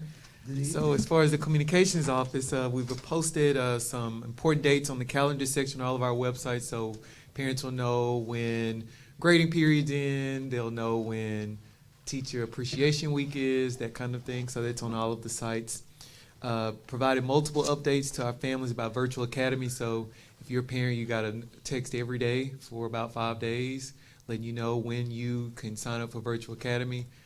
So you won't say you didn't know, and it's also on social media and in our website and all of that. We have some new administrators. As you know, we have some new principals, assistant principals, and some directors and all of that. So we sent that information out, and I also did a video on all of our new principals throughout the district and shared that with those families and shared it on social media. working with a graphic designer. Some of our schools do not have official stationery, like letterheads and that kind of thing. So I've been working with a graphic designer about that to provide that for them. And we just wrapped up the Leadership Institute to talk to different principals, assistant principals about some best practices about marketing their schools. As we know, we have competition, so we need to do a better job of just telling our story, each building, assisting me in just telling the overall story about North Little Rock School District. I want to commend Mr. Barnes. I've gotten a lot of positive feedback from parents about our top 5 every Friday, and I appreciate Mr. Barnes for putting that out there. I've heard a lot of positive feedback from parents. Yes, because board members can copy it and put it out to their friends. You do a great job. So the elementary department, curriculum assessment and accountability, I've been, seems like in front of you almost weekly, but curriculum materials have been ordered, digital resources as well. School improvement plans have been submitted. I will go over here in just a minute. We've been working on the learning luau data, which would be the summer school. Professional development for principals. Of course, we had the instructional leadership training. Smart data dashboard training is coming up through the state. PBIS overview and science of reading assessor training. So we've been busy training our principals. Professional development for principals and teacher leaders. Today we just finished up the Wit and Wisdom strategic planning. And then we're going to have monthly meetings with Arch Ford. They're going to provide some support in areas of small group assessment and making sure that we're really pinpointing our small group, that we're getting students exactly what they need with that differentiated instruction. Teachers went through days 4, 5, and 6 of the science of reading training. So all of our teachers now have gone through the 6 days of that. And so now we move into the assessment phase where over, not this year, but between this year and next year, eventually those teachers will be assessed by their principals. Principals went through the assessor training to make sure that they are utilizing the science of reading documentation in those classrooms. Again, we're working with the Wit and Wisdom. As Mr. Barnes mentioned, we have Mr. Collins, who was the assistant principal at Meadow Park, is now the principal at 7th Street. We're very excited to have him on board. And then Miss Lisa Wood is now the assistant principal at Meadow Park. We're working on a revision of standards-based report cards, just tweaking those a little bit. And we're also getting underway the possibility of an after-school program in our buildings. So the next slide talks a little bit, there we go, for the Learning Luau, which is what we called, that was our name for summer school. Average daily attendance over all 9 campuses. Average every day at each school was 15 kindergartners. You can read through this. So one feedback point that I heard from both summer administrators and teachers was the fact that those smaller class size really help them to be able to provide some much needed reinforcement and intervention for those students.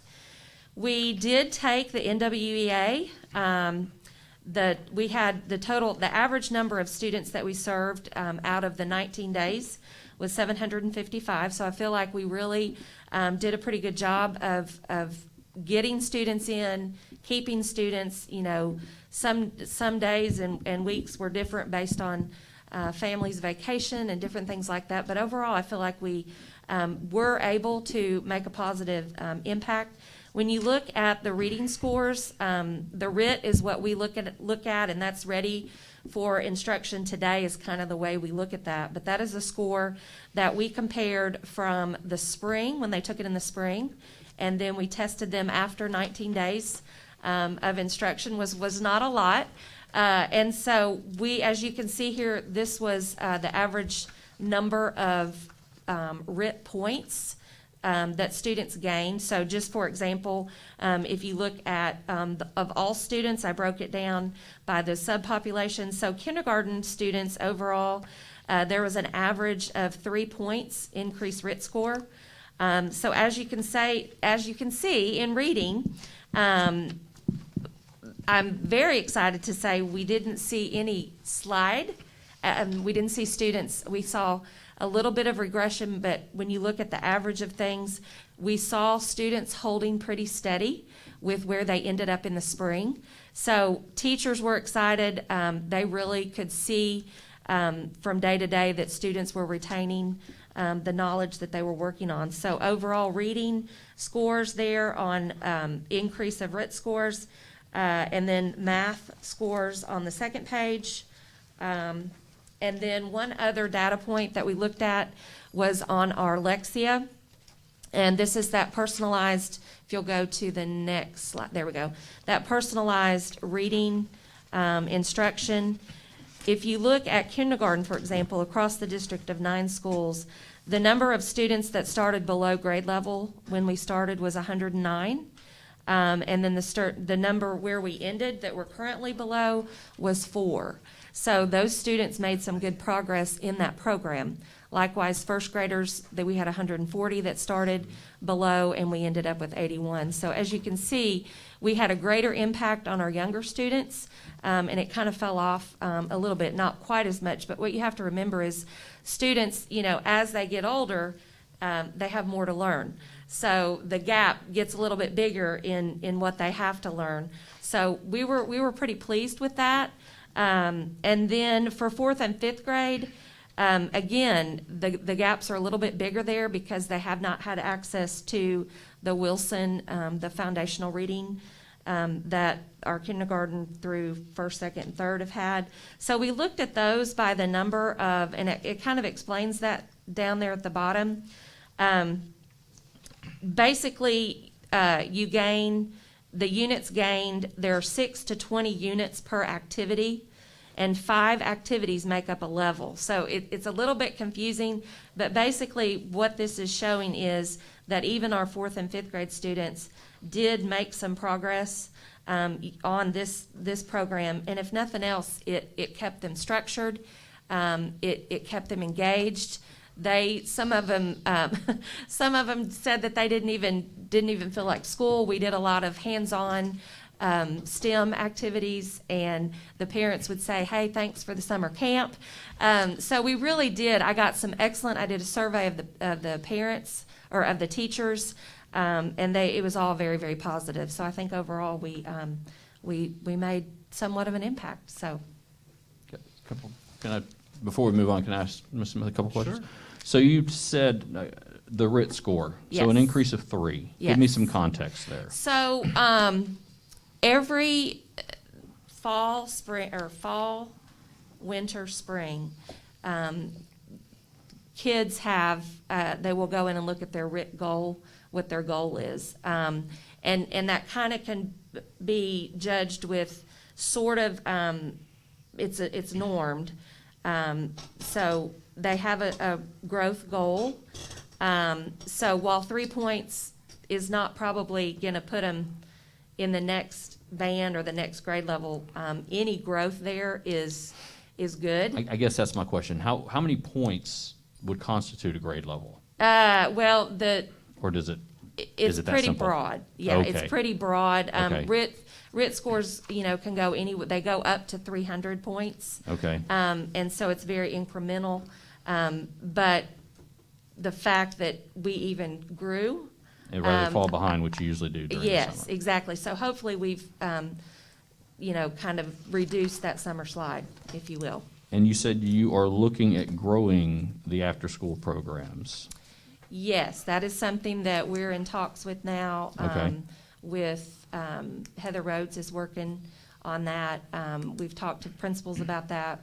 We're going to get some surveys out to parents and staff members to see what that looks like, because that's one thing that Dr. Paluski wants to see is some kind of after program. I think that's wonderful. I have to tell you, my kids were at Crestwood when you started that program. They didn't utilize it, but I saw how much the kids and the parents loved it. So if we can add that enrichment at other campuses where it's applicable, where they're, like Lakewood, for example, has the church next door. So everybody's different. I would love to see those programs grown across the district if it's possible. Right. I think they're wonderful things. Absolutely. Thank you.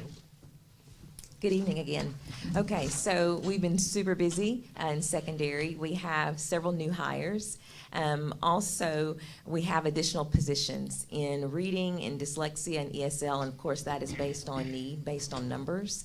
I'm excited to say that now the COE will have their own ESL teacher, and so we're super excited. At high school, we're going to have 4 additional reading teachers to add, so we'll have some additional critical reading classes. Summer learning was a success, and I will detail that in just a little bit. School improvement plans, they are submitted. They are on the website. You can find those under state required information, so please go out and look at that. They have some goals around, of course, achievement and growth, discipline, on-time credits, and attendance, so please review those. In just a minute, we'll talk about district support, how we're supporting those schools. Also, curriculum support resources, we brought that to you. 6th through 8th grade, wit and wisdom materials have been ordered. You know, last time we were here, we talked about support with resources and expectations. So we are making sure that resources are in the hands of the teachers.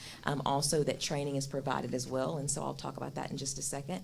Also ordered resources for Just Words, and that's our Tier 2 program that we use in grades 6 through 9th, and that's the phonics program that we run alongside our ELA programs. Also, CTE, we did order, we're getting ready to order, resources for CTE. Mr. Patrick Bruce, who was our Perkins 5 coordinator, who's now our academy coach, he worked with the principals and teachers to determine the need for CTE. Also, digital support resources. We did renew Edgenuity. Also, we're moving away from Apex for credit recovery, and we're going to utilize Edgenuity in all of our secondary schools next year. So also PD for principals. So the instructional leadership training that was brought to us by Dr. Paluski, he brought in Dr. Perlman, and principals have gotten an opportunity to have 2 days with her. They will have their 3rd day on Monday with Dr. Perlman. Also, Smart Data Dashboard. So this one we're excited about. So this is just going to be a dashboard whereby all of our level data will be housed. So that will be discipline data, attendance data, any data running through the buildings, we will have access in one location. So that's going to be great for monitoring our school improvement plans. Also, Wit and Wisdom lead training for principals took place, and lunch training, Wit and Wisdom launch. And then PBIS. So we decided this year that we are going to roll out PBIS in our schools, and we're going to start slow. So we started with an overview. And then we sent out a survey to all of the staff members this summer, and we had great response. I just got the data back from ASU that shows that we are ready to move forward with the plan. So we do have that plan that we'll roll out. Also, Science of Reading Assessor training took place. So then we had PD for principals and teacher leaders, and that was number 1, determining and evaluating essential standards. So I brought in APSRC, Gina Williams, and she went through how teachers can evaluate their essential standards because, as you know, we have pacing guides in place, and so now we're going through the process of evaluating those particular standards to see if we need to make any changes to those.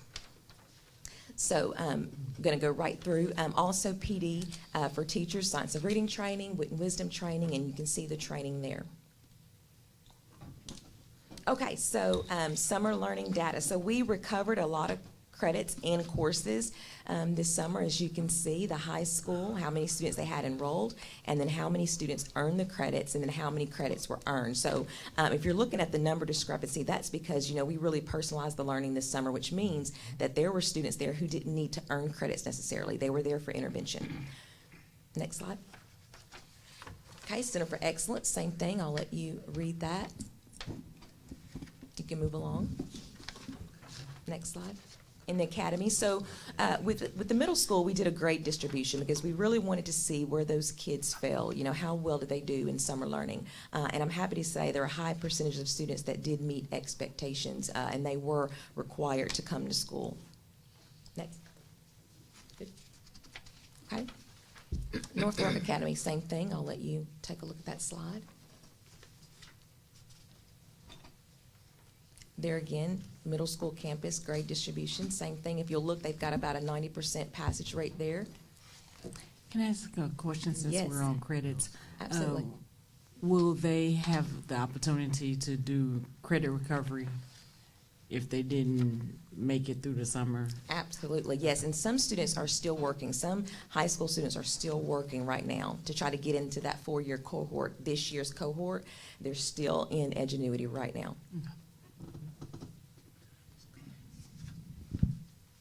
Okay, next slide. I think that's, is that my last slide?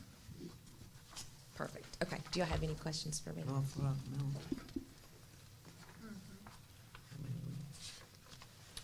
You just want to touch base on the district academic support plan? Okay, sure. All right, so under Arkansas Educational Support and Accountability Act, we are required to have school improvement plans, and so then the district is required to show how they are supporting schools. And so we have our district support plan here. We have 3 goals that we're going to talk about tonight. Goal 1. So our first goal, of course, is around a literacy attainment, and our goal there obviously is to, it's across all grade levels, because it's no secret that we need to increase the number of students who are reading on or above grade level. So that first goal encompasses literacy. Down the left-hand side, you can see our evidence-based practices and strategies. Of course, at the elementary, we use Acadience reading assessments. That really breaks down on a granular level of what students are in need of. Also with our Wilson reading, those have assessments as well that teachers monitor. We have a data tracker form that teachers fill out and submit to their building principals, and then that data in turn gets sent here to the district for us to monitor. Our Wit and Wisdom, of course, that program, K-8, also has an assessment component that we will be utilizing, as well as any additional training and support. As I mentioned, all of our teachers have completed days 4, 5, and 6 of the Science of Reading training, and so now we will definitely, as well as principals, be monitoring the implementation of the Science of Reading to make sure all components are in place at all grade levels. We also, as part of ensuring literacy attainment, we know that research tells us that teachers have to have time to collaborate. So Dr. White and I will be very closely looking at master schedules to make sure that the principals and the leadership teams have put time in there for PLCs, professional learning communities, data disaggregation, and then also making sure that they're pinpointing exactly what students are needing. And then as well, our dyslexia specialist will be working with each school to monitor that dyslexia data in those those dyslexia interventions and also their reading classes. And then we're going to continue to provide more training for our dyslexia folks and try to get more of those dyslexia interventionists trained in the Wilson reading system. So that's goal 1. Okay, goal 2, academic progress. All right, so the first strategy that we're looking at is, of course, to implement and or monitor a guaranteed and viable curriculum. Now, we're in different places here. Okay, for ELA, we know that we do have Wit and Wisdom for middle school. We do have Wit and Wisdom for elementary, but the problem is for secondary, high school, we do not have an ELA program, so we're going to be working on that. In my weekly board update, I did detail that we are looking at a program to pilot at the high school this year, and then what we'll do is we'll collect data and we'll determine if we're going to move forward with an adoption. So the other piece is create a plan for developing a guaranteed and viable curriculum in math. Before I arrived, there was some work completed in the area of math. We have pacing guides in math, but there again, we need to go back and review those standards to see, did we pick the standards that are most essential, and then to look at our resources, and then to start purchasing resources to support the curriculum that we're developing. The other piece I've already touched on, the instructional leadership, and that will be facilitated by Dr. Perlman, excuse me. So the other thing is providing training and support at the district level. So we've determined just a few areas, and there's more that we'll roll out. But to start, we're going to make sure that teachers feel comfortable with those NWE reports, retrieving those reports, looking at that data, analyzing that data. Also, smart data dashboard. That training will be provided by Arch Ford, and then, of course, instructional technology. So the other piece is monitoring collaboration times and intervention periods. So in all of our schools, they do have times set aside for intervention. So we'll make sure that we're in those buildings, doing those walks with building leaders and making sure that they are utilizing those intervention periods appropriately. So the next thing that we've listed are focus walks. So we will be doing focus walks. Dr. Paluski will be doing focus walks as well. We'll be looking at their data. We'll be assisting them with feedback and monitoring that. And then PLCs, those collaborative times that they have set aside in their buildings, we'll be really making sure that they're using those times effectively. So that's goal 2. And I have goal 3, and it's meeting the needs of all students. So I want you to look down the left side. A lot of this is going to be about different groups, different minority groups. We're going to monitor leadership team meetings on a monthly basis, and we're going to analyze the data. We're going to provide training and monitor in PBIS in response to intervention, and that's that discipline piece. We're going to review or revise master schedules, and we're going to ensure that students with disabilities receive the appropriate core curriculum and resource services. We're going to offer after-school tutoring in all schools. We're going to monitor the utilization of Wilson Reading System and intervention for students with disabilities. And I just want to say thank you to the board because you guys allowed me to purchase all that curriculum for students, so we're able to do that.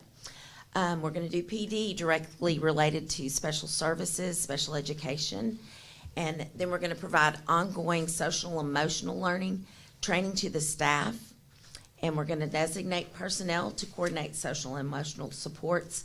We're looking at some curriculum for that right now. And then we're going to establish a supportive school climate that addresses the needs of the whole child through the implementation of the CDC's whole school, whole community, whole child model, local school health guidelines, and state requirements and guidelines. And then the last thing, through our CEP program, we're going to designate the increase of participation and distribution of meals in the schools. Sorry, that's not the last one. One more, coordinate student support services for families in transition. And that's all on goal 3. Do you have any questions for me? Thank you, ladies, for that. I think I'm up next for the next part. And Mr. Smith kind of stole my thunder, but I wanted, the very first thing on my slide is that we interviewed and hired special ed staff. And we are fully staffed in special ed for the first time in a long time. And I would say that to say because Little Rock is down 20 teachers, Pulaski County is down 14 teachers, Jacksonville is down 10 teachers. So I'm really proud of that because we worked very hard, recruited very hard, and this board allowed me to pay a stipend out of my budget to teachers last year, and I think that really helped us. So I'm very proud of that. That's something we worked really hard on this summer, and I hope that that shows in our data when I present data to you during the year. And we're doing a lot of training. Some of them are very new teachers coming straight out of college, but I think that's good. I think it's good to have seasoned teachers and new teachers. So that's one of the things we worked really hard on. We also transitioned over 70 special education students from centers around the city that will be coming into our kindergartens this year for special ed. And just so I know our enrollment is decreasing in regular ed, but our special ed population is up by almost 100 students. So we're increasing in special ed, so maybe that's a good thing. We held special ed placement conferences for 82 pre-K students over the summer. We did PD for teachers in Wilson Reading System. We did a deep data dive for special ed, and we held a Due Process 101 PD. We created a special services handbook for the 21-22 school year, and it has been 5 years in the making. But every single job is described, every single process. Every person in my department will get a copy of that. We're going over that the first week, and they'll sign off on that. So we are hoping that we will have all the same processes in place as Dr. Paluski has focused on for the whole district, just for our department. We've ordered all our curriculum, and I won't read those to you, but we're doing a lot of digital, and we're implementing Eureka Math this year as well for special ed. Very good. And so then just to go on, we participated, someone from my department participated in almost every interview of every administrator, something going on this in this district, and I'm real proud of that because special ed sometimes gets left out. So we had a voice in all the people that were hired, and I'm really glad that we were included in that. We have reviewed all the IEPs and 504 plans to ensure proper placement for the school year. We have completed extended school year services and done progress monitoring this summer, reviewed caseloads, and readjusted staff. And we also attended the Arkansas Association of Special Education Administrators Leadership Institute. And that's all for special services. Thank you. Very good. Thank you, Ms. Thank you. Alexander. Thank you so much. Merci beaucoup. Good evening, members of the board. On my slide here, I first wanted to show you federal programs. We did get preliminary allocations that was just released. So as you can see over there in the last column, the difference. Can you speak in the mic a little bit? Oh, I'm sorry. Your mic. Yeah. Can you hear me now? Yes. Okay. All righty. Good evening, members of the board. The first part of this was the preliminary allocations for federal. You can see they came out the end of July. Our funding is down this year. That is due to the loss of students. But we have the ESSER funds that's going to help take care of this, and in other areas. We've been doing purchase orders to get ready for school in the needed areas. The most thing that we've been doing right now out of my department is all the professional development. So I wanted to show you there in the last part about how many sessions we've done. That was through the end of July, and we've had sessions this week going on, continue next week with all the teachers returning, the number of staff that's been attending. So that's what we're doing to get ready. I will let you know tomorrow morning is new teacher orientation. All of you guys are invited at 11:30 at the Wyndham to be there. I hope you received that invitation to be there if you would like to join us tomorrow at 11:30. Do you have any questions of me? Free meal. All right. Oh, yes. Yes, I ma'am. have a question to ask you. Yes, ma'am. Okay. How, did all the teachers meet their mandate for staff development? You know how you had to juggle around and stuff? Yes, ma'am. Did they get? For last school year Uh-huh. or for this summer? Uh-huh. Which one? Well, for last school year, we had some that did not meet all Right. of their requirements, and I did give that report to the HR office so that they would have that. I have to report that. I give the information to Miss Kathy Hill, and she puts that in our cycle report. So we did have some last year that did not make all of their requirements. As of this summer, when they return, the principals have a PD record sheet. They will be collecting their transcripts to see if they did meet the requirements for this summer. And if they don't make the requirements, what happens? Well, that's what Mr. Jacob Smith's office is working on right now, because they are being paid on the contract for 8 days outside of student days. Right. And so that's what I'm working with his office on right now. Because you remember, it used to be in November during the Yes, ma'am. holidays, that they do November 1, 2, We and did have flex days built in the past. We no longer have that at this time. But this week, at the Leadership Institute, when I met with each principal and the administrators here in the central office, I did talk about that. We looked at timelines. I created a timeline sheet for all of them throughout this year so that they can have checkpoints to look at.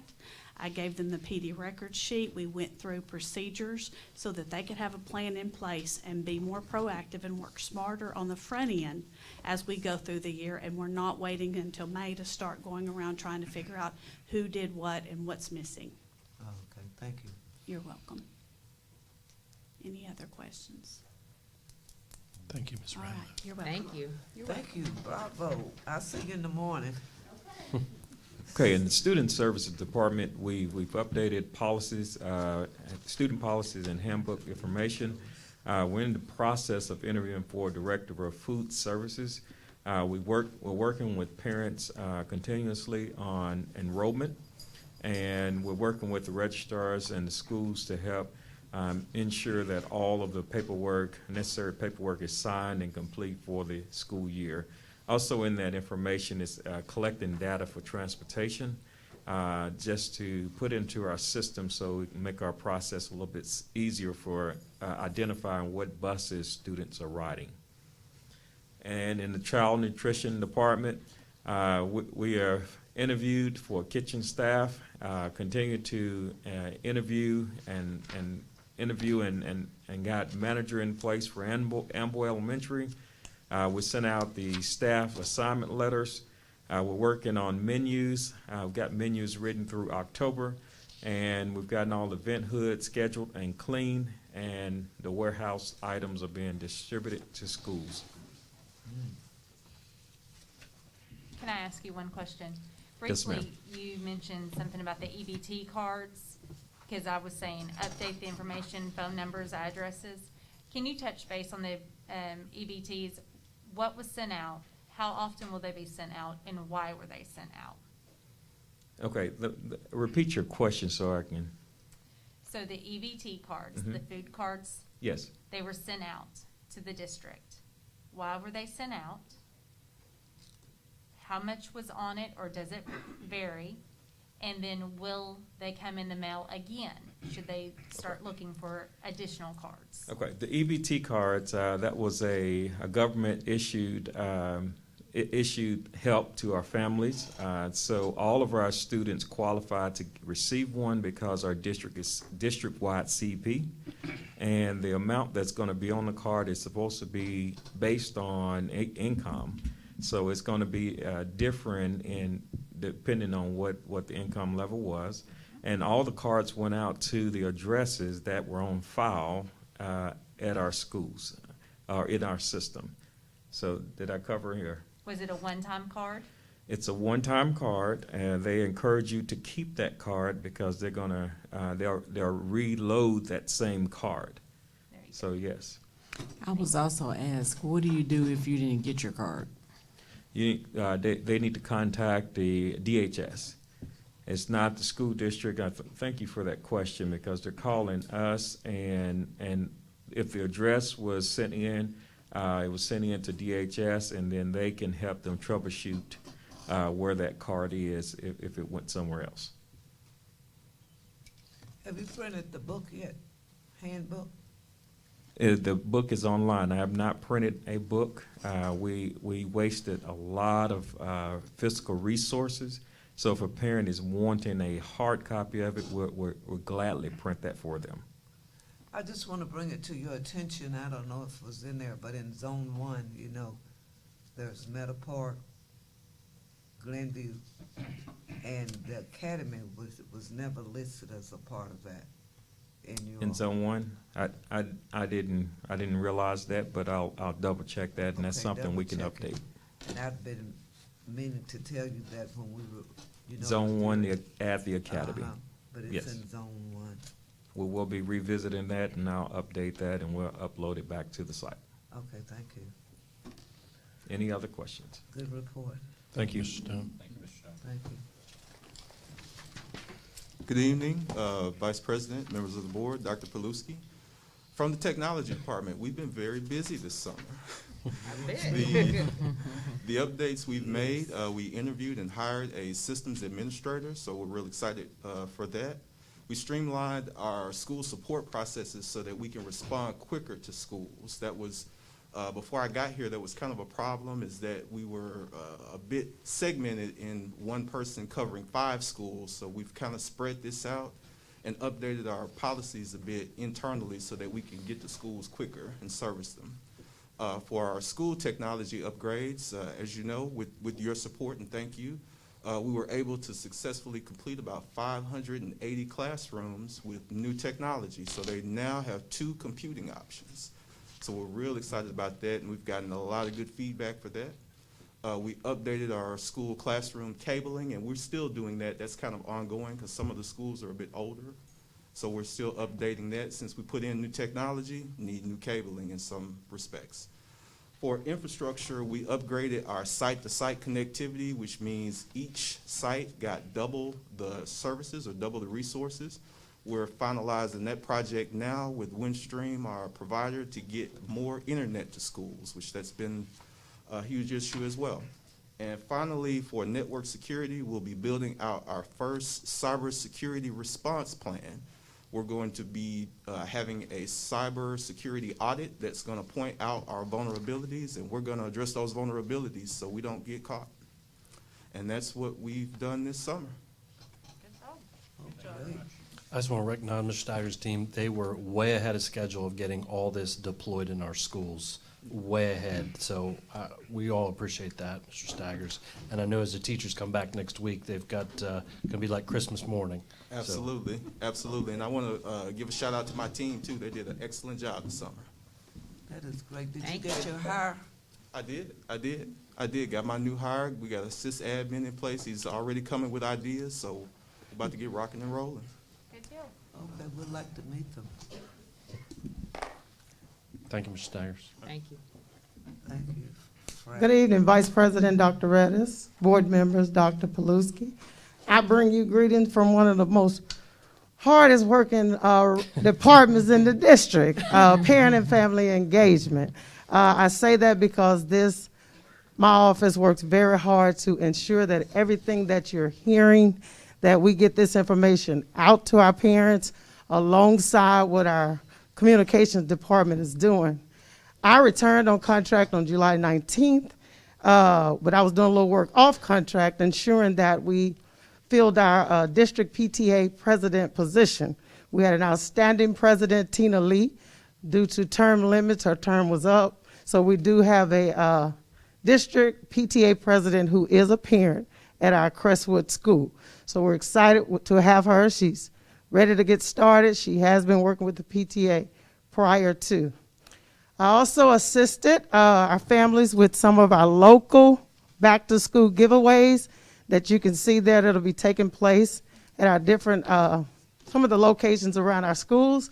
I'd like to highlight New Hope Baptist Church because they will also be hosting a vaccination clinic this Saturday, as well as physicals. And I did share that information with Mr. Noble, who's over our PUM squad, because some of those girls need physicals. So that community collaboration is really working well. Completed the 2021 plan, 2021-22 parent and family engagement plan, which you do have in your packet. I did present at our leadership retreat, institute, talking about the importance of the engagement of our families at all of our campuses, as well as the hospitality that we should ensure that our family and parents feel anywhere that they're engaged within our district. I'll be speaking tomorrow with our new teachers. I'm down to speak to Meadow Park staff on the 11th, North Little Rock Middle School, 7th, 8th grade campus on the 10th. And and when I talk about Saturday, Parent Saturday School, that's another communication platform that I think is very valuable. This is a lot of information, and just want to be prepared, just to put it out there for our parents to be able to hear it. If our team agrees upon it, we'll have a Parent Saturday School, if not the 14th, the 21st, to ensure that they understand, hear all this information.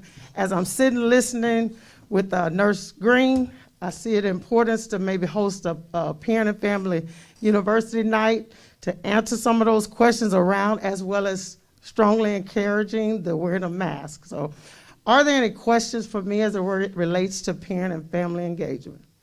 I just want to comment, I attended one of the Saturday schools, and it's wonderful. Thank you. Thank you so much. Thank you, Ms. Parker. Thank you. Thank you.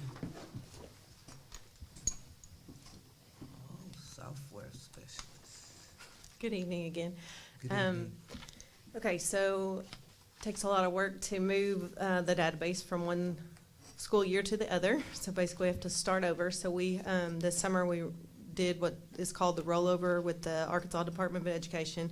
Closes one school year out and opens the next. After that happens, then we have to set up all of our teachers where they're going to be teaching, all of our students, what grades they're going to be in, take all your retired or resigned staff out, move room numbers, all that kind of stuff.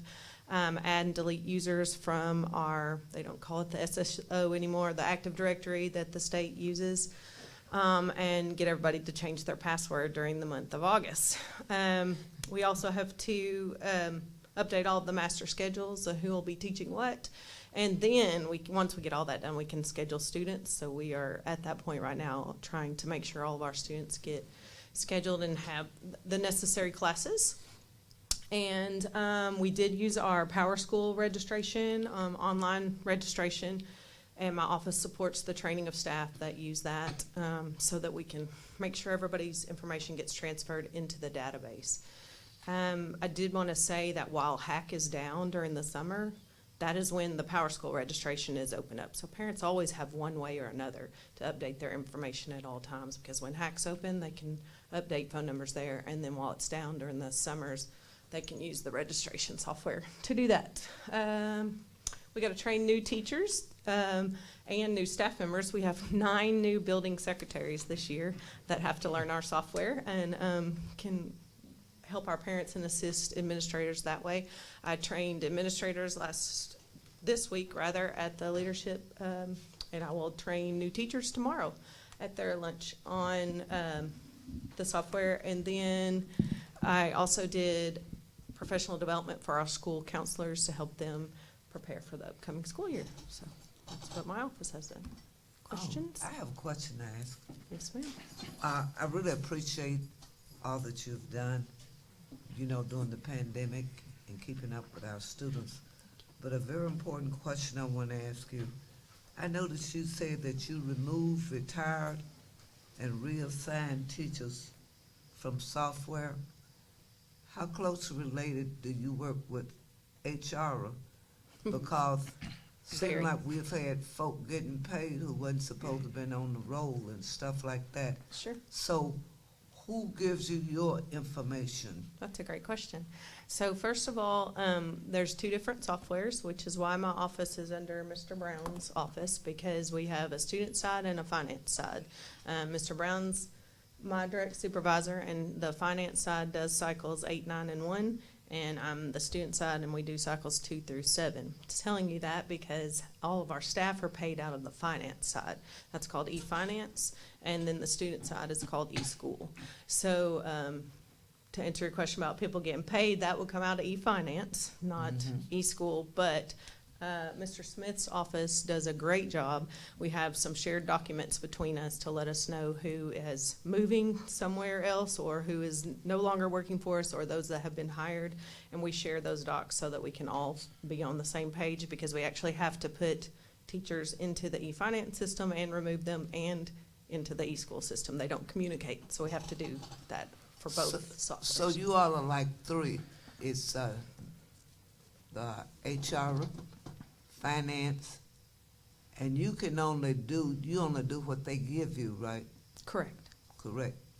So if there's a teacher that's still in your software, it's not your problem because they retired, they just didn't let you know. I can't say that. It might be my problem. If I missed them, I'm not perfect. So, yeah, no, it could be my problem. And if it's in my software, then yes, ma'am, it's my problem. I really appreciate you for your honesty and for keeping a tab on our students. Last year, I remember during our pandemic, we were losing students, but you were so gracious enough to send it out to all the teachers, letting them know, giving them the data, and I appreciate you.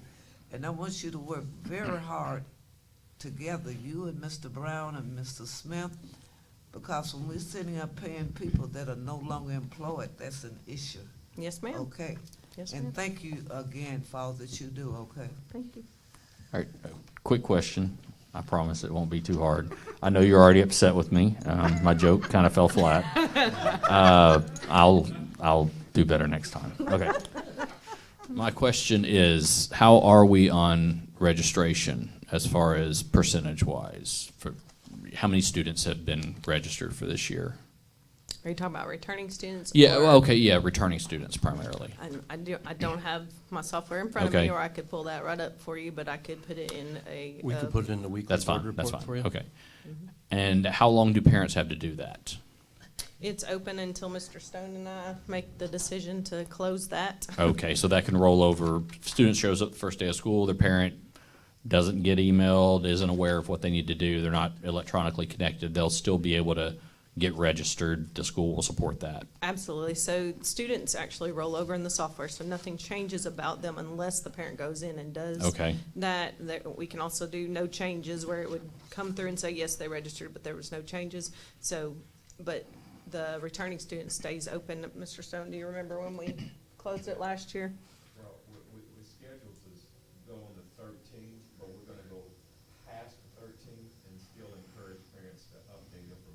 Great. Okay. And Thank you that's very much. immediate. Once they update that, then as soon as we have a delivery process, and we deliver that straight over, and it's immediate, so. Thank you. Thank you, Ms. Hale. Thank you very much. All right, Dr. Redis, Vice President, board members, and Dr. Paluski. All of our buses have been inspected by the state over the summer. We've hosted the annual recertification training. Of that, 90% of our primary and dual drivers attended. The remaining drivers took or will take the online option. All buses have been washed and thoroughly sanitized before the start of school, and we are current with the CDC updates, which you heard earlier. We are finalizing our route building process for the 2021 school year. We actually finished today. All routes will be posted. I'm going to look over it and give it to Mr. Dustin Barnes. We have equipped all of our buses with a 4-camera system. We've had a lot of commendations from the improvement from the previous year. We're in the process of obtaining a student tracking and communication piece for the parents so they can know where their students are at all times. We have prepared a presentation for the Leadership Institute, which I think that went really well. We got good commendations on that. We have prepared an extensive inserts for our drivers as we get ready for next week. We will transport the members of the executive team the first day of school. We are excited about that, and we already got that planned out. Each one would be on the bus as we start the first day of school. That's my report. Any questions? When's the next CDL training? Because we've got some directors that need to be in your class. We're going to start that after we get the first week of school started. We're ready to go. Anybody want to come, we'll be glad to I think I get them counted ready. 12. 12? That will be there. All right. If Dr. Paluski will allow, we will do that. He's going to be in the training also. Oh. I didn't see that in my evaluation, my goals. But thank you. Thank you, Dr. Tyler. Good evening again, everybody. I'm not last today. Anyway, I'm not going to go over all these maintenance jobs that were completed. There's just 2 of note that are not complete yet. The insulation added at the elementary schools and the epoxy coating of the boys' locker room. Those aren't complete yet, but we do expect them to be complete well before school starts. So next slide, Brian, if you could.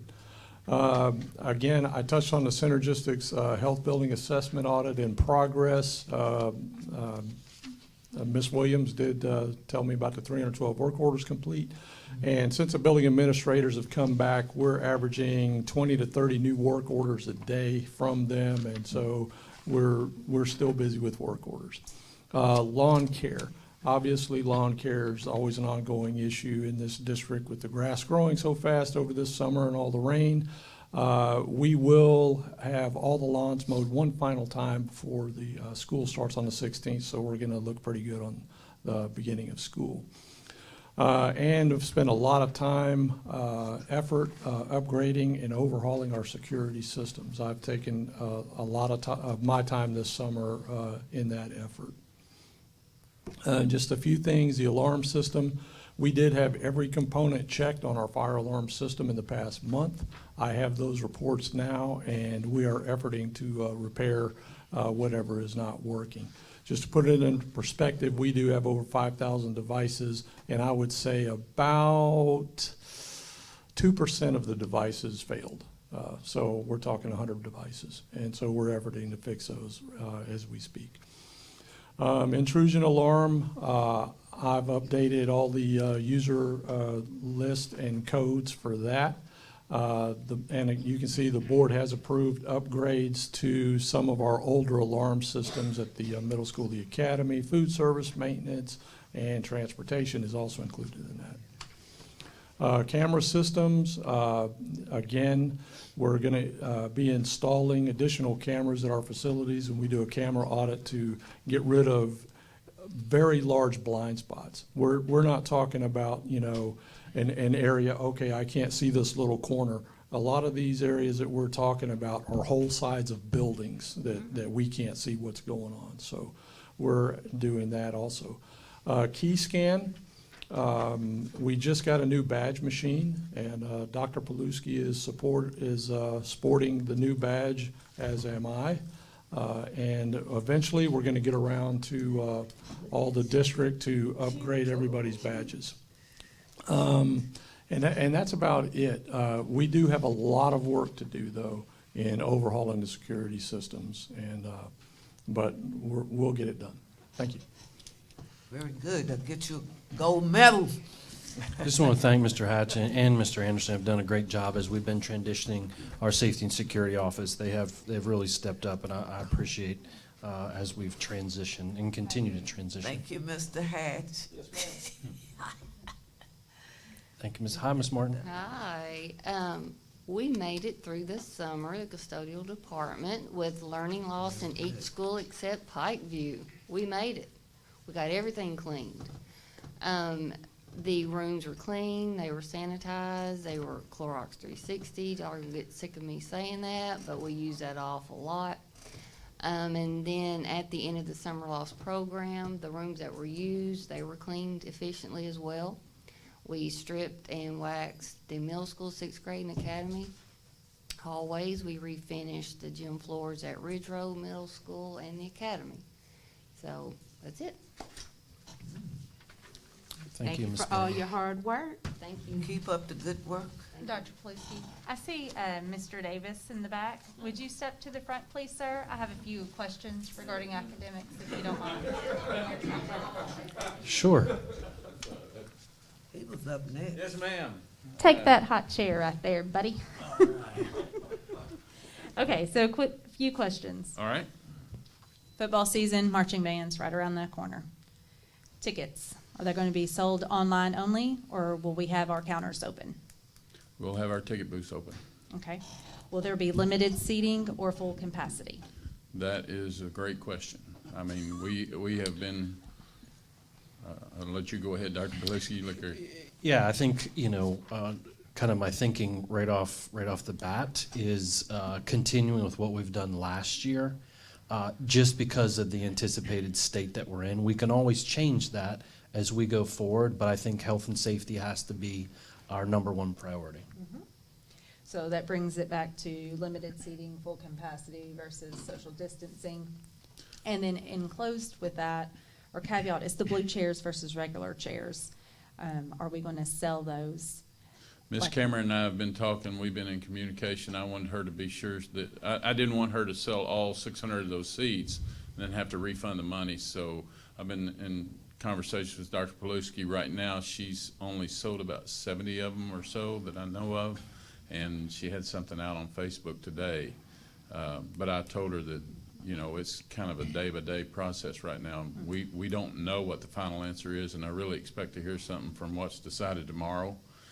Even the AAA is waiting on guidelines and directions from the Department of Health.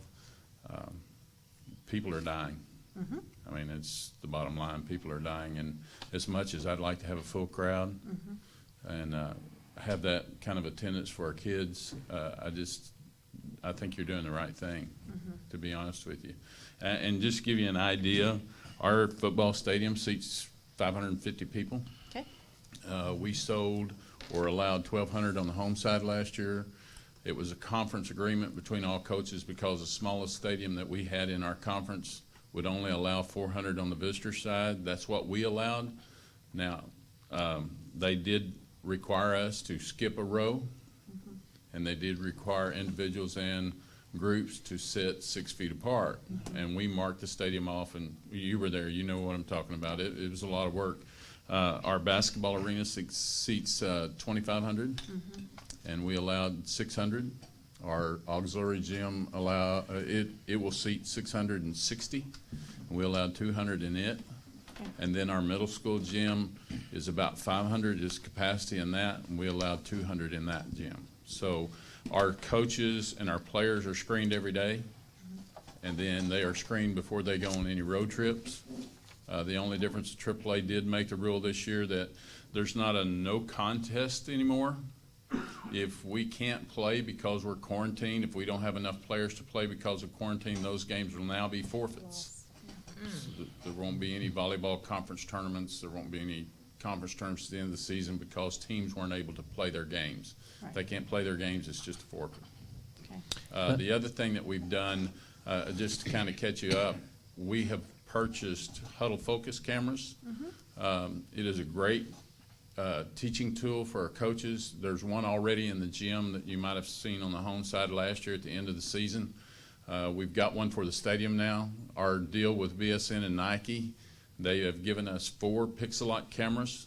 One will go in the stadium. There'll be one in the auxiliary gym and one in the arena, which will allow us to live stream from a remote. I can do it from my phone.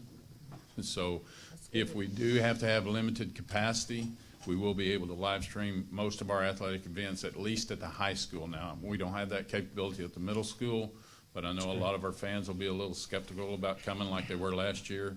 So we'll at least be able to provide that service for them. Now, they have not been connected yet. We're still waiting on some hardwiring and Ethernet stuff to be done, but that's in the process. The other thing, you know, I hate to jump out there, but our rules last year on our athletic events, we didn't allow our teams to travel overnight. We didn't allow our teams to travel out of state. Just know that's probably some phone calls you'll get if we have to stay that, but we totally understand. I just, those are things we have to kind of think about now, and hopefully in 2 or 3 weeks the surge will go down and we'll be back to normal, but that's where we're at right now. Okay, all right. Well, to follow up on that regarding the blue seats, and I've got Anita Cameron, I'm talking to her too on Wildcat Foundation. Just to be clear, she basically sells those seats by herself, and she distributes tickets, and she handles sales and all that for the foundation. And so she really needs to know now. So right now, what we're saying is we're going to be socially distanced. We need to make that plan. If we're able to relax that at a later date, maybe we can sell tickets on game day to those blue seats like we've kind of done in the past. Is that the plan we should go forward with on that? Yes. Okay, thank you. And you know me, I'm good with that. I want to take the conservative approach to this, so thank you. One quick question. Can you go back over the numbers for the stadium? The stadium seats about 5,500. 5,500. Now, we can put 6,000 in there because of all the standing room areas that we have, but it seats about 55,000. Okay. And we allowed 1,200 on, 5,500. I wished it was 55,000. I'm sorry. We do have 1,200 on the home side. Now, I will tell you that my plans right now, if we're going the same way we did last year, we'll up the visitor side because we could take more. And all of our conference opponents, Dr. Paluski wanted me to find out yesterday what everybody else was doing. I want you to know that everybody else is, because you'll get calls from parents probably, everybody else is going full capacity in our conference. So just know, we're gonna limit their crowd to 700 on the visitor side. Okay. That's about it's a little over a third of what we can handle on the visitor side. I think that's smart. Sorry, Dr. P, I put him on the spot, sorry. Well, you can ask any questions you want, but I agree. I think, it's safety and security first. Let's see how we open schools. We can always relax that. We can always amend anything. But that's our priority. Okay. Thank you, Mr. Davis. Thank you. And I know this has been a lot of information. I want to recognize this entire executive leadership team for their leadership. There's a lot that you can see and the public can see that what they've done through their leadership to help open schools successfully. So kudos to all of them, and I appreciate all of your leadership. I do too. You're great. First time I've ever heard you work, but you're fantastic. You are wonderful, and I have enjoyed every monthly report. I read everything you printed in this booklet, and you are doing a phenomenal job, and I appreciate the leadership of Dr. Paluski and what he's trying to do for the North Rock School District. And I hope that you all as administrators will go with him to make North Rock They are. The #1 district in the nation. That's what I want. Yes, there, right there, right there. And they're doing a great job at that. Oh, don't make me start crying now. The next item, I know Ms. Barker's going to be very brief, but is just to, which is the district parent and family engagement plan. I'm not.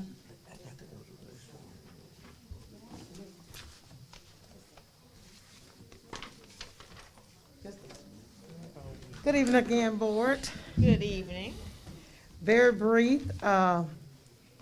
In adherence to the Arkansas Department of Education, every district must have a parent and family engagement plan. It is for information purposes only, so it's in your packet. One thing I'd like to say, the plan is housed on the website. Our parents will be notified where they can get a copy of the plan. They'll get that information at the different open houses as well as events that we may have. One thing I didn't say earlier, we just want to be reminded that there are no volunteers in the buildings at this time around the safety of our children. Y'all, I'm out of breath. Can I clarify one thing to that? Yes, sir. Ms. Barker? So we're taking the same stance we've done last year, which is no visitors into the building. However, if a parent needs to have a parent conference, they just need to contact the principal and make an appointment to see that individual principal so they can have a meeting. I'd like to state that the plan is a living document, meaning we can go in and add, take away. I'm proud to say this is, with a few additions, this is the same plan that was submitted last year that was approved on first submission. So I'm praying for that again. Are there any questions for me as it relates to the plan? I shaded the question area so you'll know that's the expectation and the response follows as it relates to the different 5 sections. Thank you. All right, thank you. Thank you, Ms. Barker. Sunday is my birthday, and I'm inviting you all, but it's pandemic. So the last item that we have is the North Little Rock resolution on COVID-19 sick leave gap. And I've asked Mr. Smith, essentially, when you've read this, what this means is we want to institute it, again, like we did last year, for all of our employees. Mr. Smith? Yes, good evening again. This would be for, backdated to July 1 would be the beginning of the fiscal year. And so anyone that's had a COVID experience up until this point, those days would be awarded for that. That's the way it's written right now. And this extends to December 31st. We obviously, like Ms. Barker said, this is a living, breathing document. The way it sits right now is we'd be awarding 10 days of COVID leave for all of our employees. Much of the criteria is still the same that's embedded in this. This is an information item tonight. We're going to bring this to LPPC and CPPC so we can have meaningful conversation.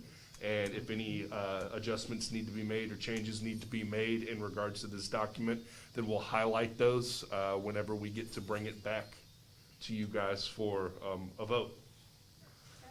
I don't want to be I don't want to be more wordy than I have to, but are there any questions in regards to this? Okay. All right. Sounds good. Thank you all. Thank you. Thank you, Mr. Smith. It's a That- workshop, and That concludes.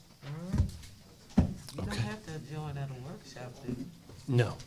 You just go home. Yes. Dr. Palucci, I appreciate you very much for what you're trying to do.